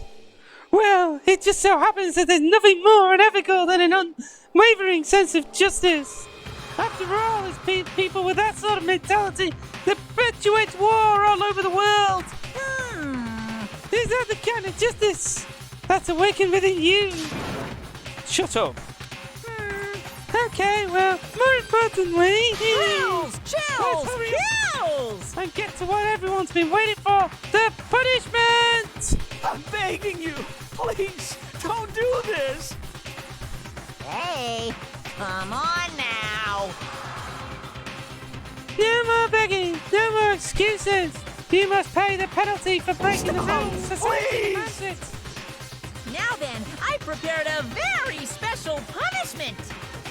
For Leon Kawada, the ultimate baseball star. No! Let's give it everything we've got. It's punishment time! No! Punishment time. Oh, big red button. Leon's been found guilty.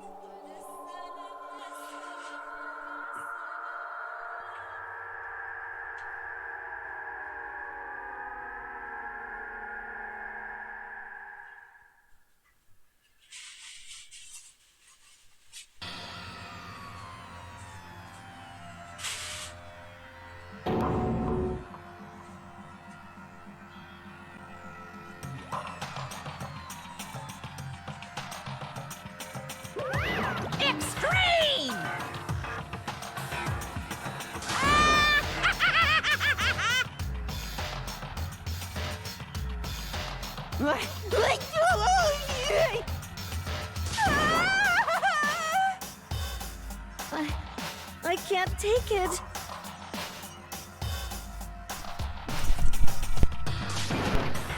I just can't take it. Well? Hey, if you don't like it, all you gotta do is swear to cut all ties with the outside world and accept living here forever. But that's only if every single one of you gets on board with that.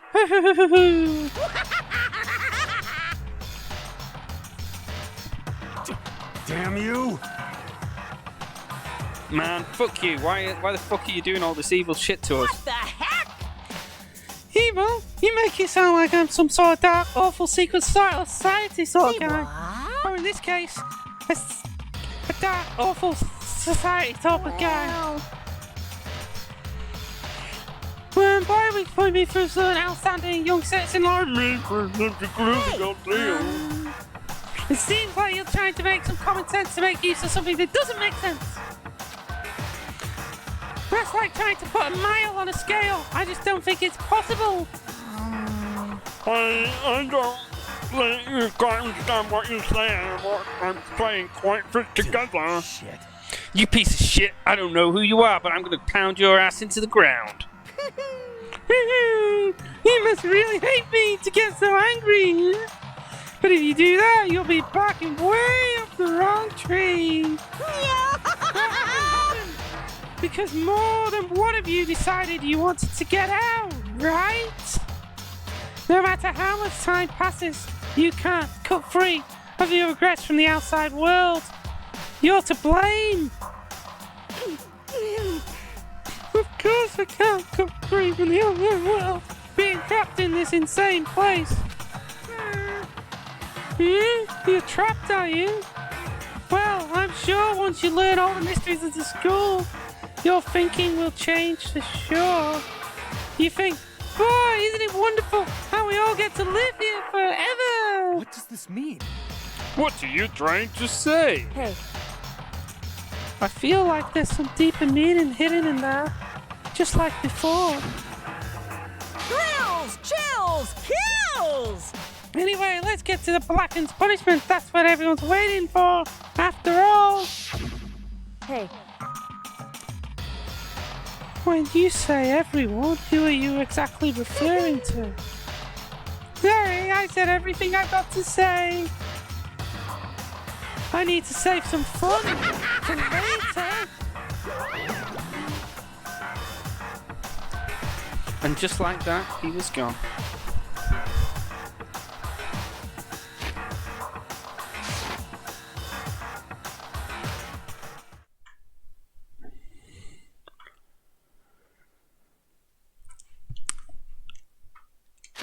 Even after he was gone, we stood there forever, unable to move. Actually, it wasn't that long, I think. Everyone just lost their sense of time. We were all too scared. Scared of being alone.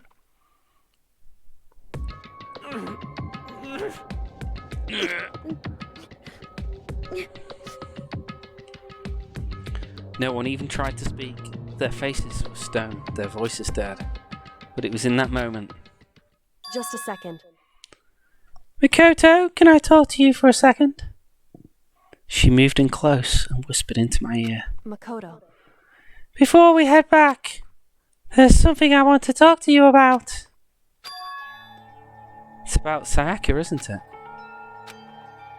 I'm surprised you figured it out. Listen. I told you before the class trial started. You had to figure out the mystery of this case yourself. You wanted me to realize how Sayaka betrayed me by myself, didn't you? The thought never even crossed my mind. I feel like such a fool, becoming such an easy target like that. It's true. Sayaka meant to double-cross you. That's a fact you can never change. But even till the very end, she wasn't sure of her decision.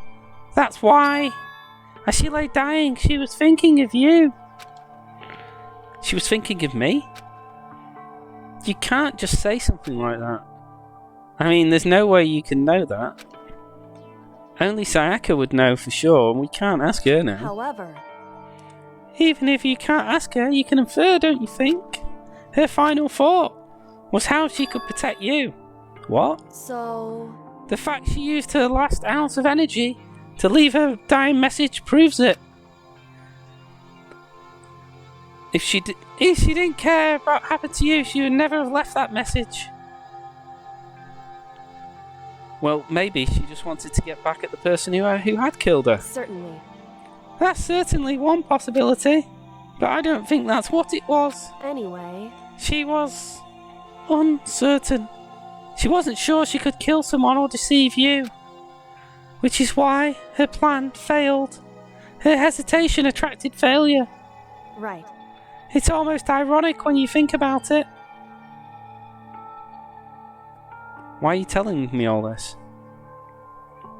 Because you're the kind of person who can overcome this.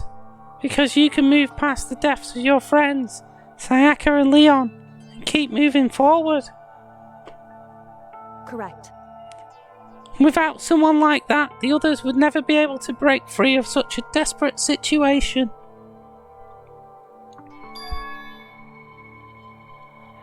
Move past their deaths? I could never do that.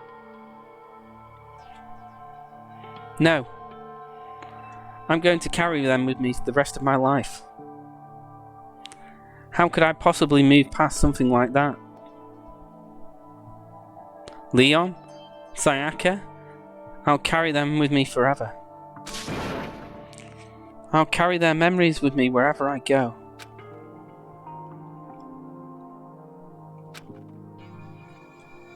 So, instead of forgetting them, you're choosing the hard road. Well, I have high expectations for you. As she said that, she revealed the smallest smile. Hey.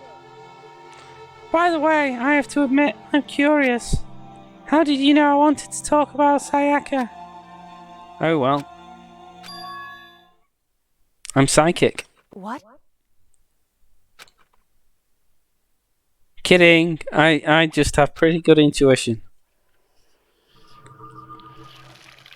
And finished chapter 1! Did it! We got through the class trial with that horrible music rhythm game in the middle. 12 surviving students. To be continued. And that seems a very appropriate point to end the stream shortly, once got this saved. Yes. Do you want to save?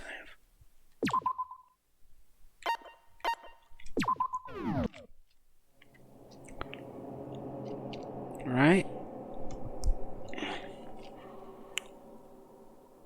Time to wind down.